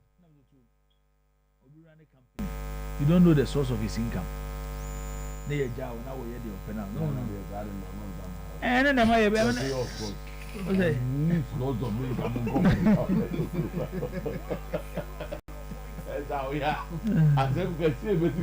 that is the truth. The source of income. Account economy and development. Go where the truth. Jemfa, me how kakra me. Big club will always continue to be a big club, and then no matter baby I would be nti da bia ye ka kotoko ne ye ka ha asase no obro ma ball mo dia to na ne o mo didi ho no it will take years for these smaller clubs e bi kwa no mo ntimi anye dia kotoko ne asase but the problem kakra ne say it's not like kotoko is competing for the league title with ebi a haso pro ebi a yɛmfa ne sɛ aduana so to yɛmfa ne sɛ team me team ba ko bi pɛ bi mu na ma bɔ mu kotoko air league title ɔmo ne nations ɛne go stars ɛna air league title no kotoko timi nje league in fitting to me no sɛ o kwa bɛ no ba bɛma bɔ kotoko bi ɔmo bi bɛma bɔ da bibia bɛma bɔ da dabi ebi a de ɔmo ni ewiase tie o ewiase nsateɛ nyinaa nyɛ pɛ o nsateɛ nyinaa nyɛ pɛ ɛyɛ ahemfo kyiniɛ ebi de dabi akyi ɛyɛ Manchester da 17 oh na sɛ Manchester ɔbɛn Liga ndoto ɔbɛn league sɛ Manchester G league na ama no Ipswich ɔma no Ipswich ɛne ebi a Coventry City ɔmanya one good season bi a ɔmbɛtwe esi sadin da aye pro ɔmo nya aye pro no do stage bi a ɛsɛ utimi show wa yi no who dey be show so to wonim nyame na no but you show there's a basica yenko famra no me dem keska o me ba I'm giving the scenario say o yenko famra no ɔmo nya team bi bo two supporters so bi an go eti fancy e keska sama nti sɛ wo hwɛ kotoko size no na bi esika based on the one na wo kan no ebi esika nti ana mo hia sika to work towards winning the league Ediana Nations FC ni Gold Stars be yakotoko entimi nye because you to because ade we da bia meka eno anwumere na mene erebekwen ne erigauga tete na yeti bulldog na yedidi nkomo and so yedidi nkomo ana ye hwe gawu time at Kim Pfizer bekwen time at Kotoko say the ni pesi ko stadium yeah Okuma say ayomo ye mse justify for national under 19 no o coach is in there ona ye equipment officer yeah and bekwen ya amza wamba na head coach and bekwen ya assistant coach amza na ego na bekwen ya otu na gawo ye equipment otutu ani akosa eko achi kakra omu say clearly zoto yare no so yare no eso me ka ba besi say whilst you pray for the corporate world to do investment in our league through sponsorship shank you do stage 4 clubs and they pray for the league title Heart of Lions, Gold Stars, Kotoko and our Nations FC. These are the top 4 clubs currently in our country.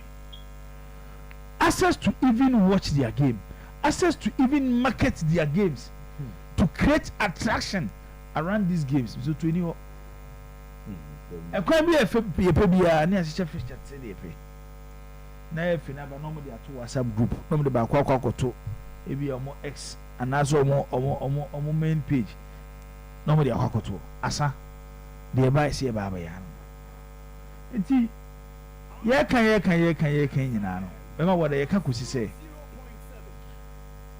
kwasi edu asem na wo kan ye no onzo ono dey enye ni sika no dey team no from the company. That's only create this company. Okay, different. Company na you mujuma no. You need to raise a budget, defend it, convince them why they should bring the money. You didn't create the money. Oh, the money has been created by the workers, the companies, the company. So for you to convince people to invest towards your end. Actually, say you have created it. They've already been convinced. Team na company. And you go. Team na company India. Team na company, but say, ansana team no this kabe shebe do no. What's what me convince you as to why they? You go convince the reason why they should spend. Yeah, on that particular. Until yes, I won't walk up piece canaba na baba. Yeah, walk up baba. They say one or two. They say one. I know you're different. They say one. Company no. A team ni Gold Stars. And they've been spending since that time. So if you spend for you to get them this far, they've been spending. It's a part of based on the a part of the company responsibilities. And you are probably not one. It is all quite budget. Every day you have to defend. Send out here. Send out here. I know when you ready. baby. Oh boy, you know na many aje. One of my favorite songs na Aduma Kunya Meche. Wow. Yes, if I one of my favorite songs. Now boy, if I tell you that for boys ne first, so corners will one corners am. Oh, na corners ni wa. No, boy, mudi wo. Then o so born one come. Second year Azaka so. Azaka na buy. You born before 86. Second year Azaka yeah. I think this song is the 586. Time. Yeah, you almost say yeah, almost. No go I don't have the part Thomas cuz na me say. So to go to deliver your baba be kick and man. Oh, of apart. Vaze Michiano. Ewo nkan no, what you call San Francisco. Oh, when you say on bobo we need 2 minutes.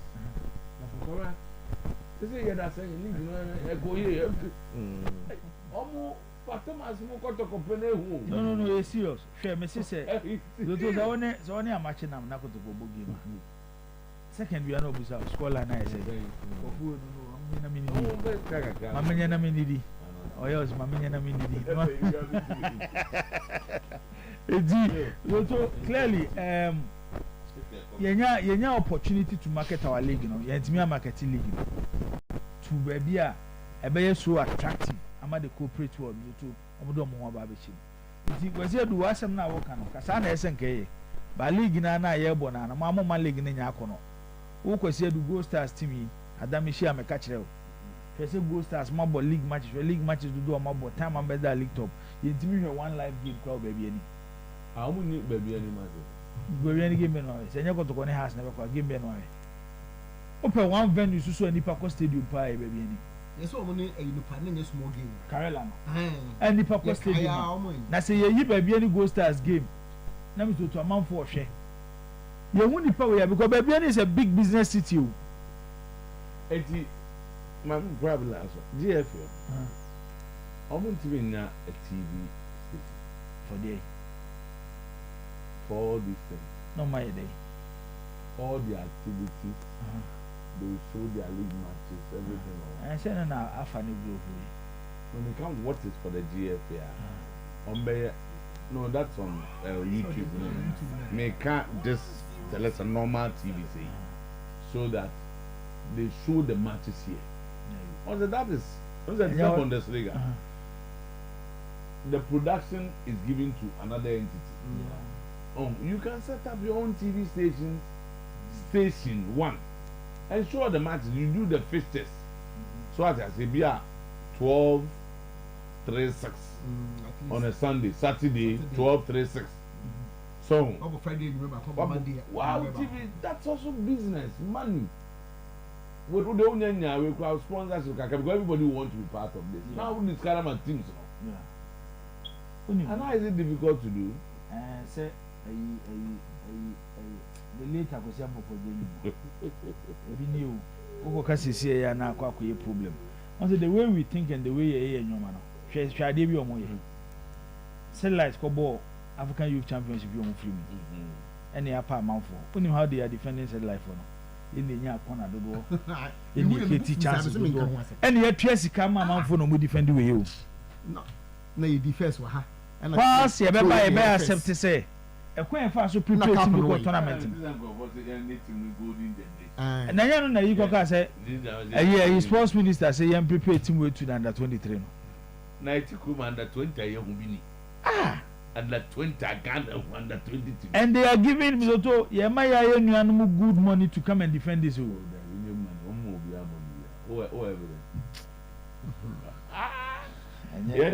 Every time, and as a baby, said very much, okay. Saint Louis, second SHS. Yeah, Saint Louis, Banda, Obafia, Nan, baby, and then the birthday. Oh, okay. Papa and Papa. Isaac no answer and just I never found the Isaac chapter 3. Never went to oh, okay. Oh, Babo, owner bands and jazzy. Bema deses o wa. Wa unu ana na bewa. Ochina na ye na birthday. And I want to ochina ye measurement no. Oh, okay. Aqua pere. Not per light. Yeah. Tichina. Kotoko nche ma ɔne papa nyinaa ɛne ɛma mi ɔmo fa celebrate ɔmo deɛ bafo Thursday so nana bɛ di another birthday so no wa di wapo na ɔde aka ho Europa no ɔde aka ho nti ɛmu de di ajibo seti ntɔm mesi bɛba bɛka ho asɛ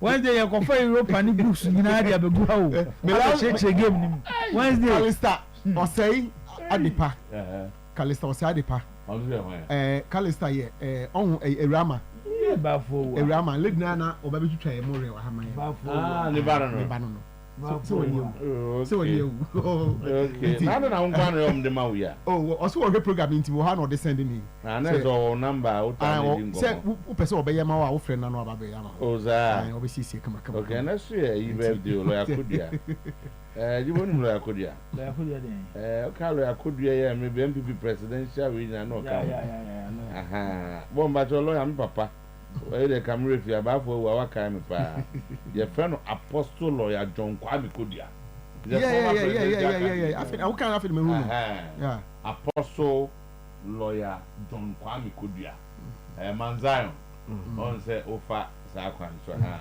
ma musade no nti na ye lawyer so papa no okay ba enyenche and as we are talking to Maso Kunadu on Heroes. Oh, okay, finally.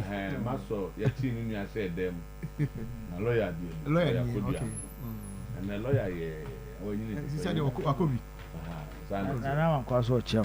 Nana Manqua, formerly of Kimbiza, and not so Kimbiza. Formerly of Kimbiza. You're the free press aid. So, Chow. Not Liberia. I say, of course, Liberia, some vice president to the foreign affairs minister now. Nana Manqua Panama. I see a name, maintain. I was here to when our town at the end of the our town. Let me tell you some interview. I will lose to Carolano. As I can come up from Pomaso. I'm back. Yeah, and you didn't buy it. I didn't buy it. Last week, baby. Now, my tio, or my if I don't Ghana, the serious. She say national under 17, which is the backbone of every single national team. And only the first development stage. Near for coach or coach Premier League club. Na national under 17 Jumani and a part-time job. What's the what to be there? Toya Haka no. Friday.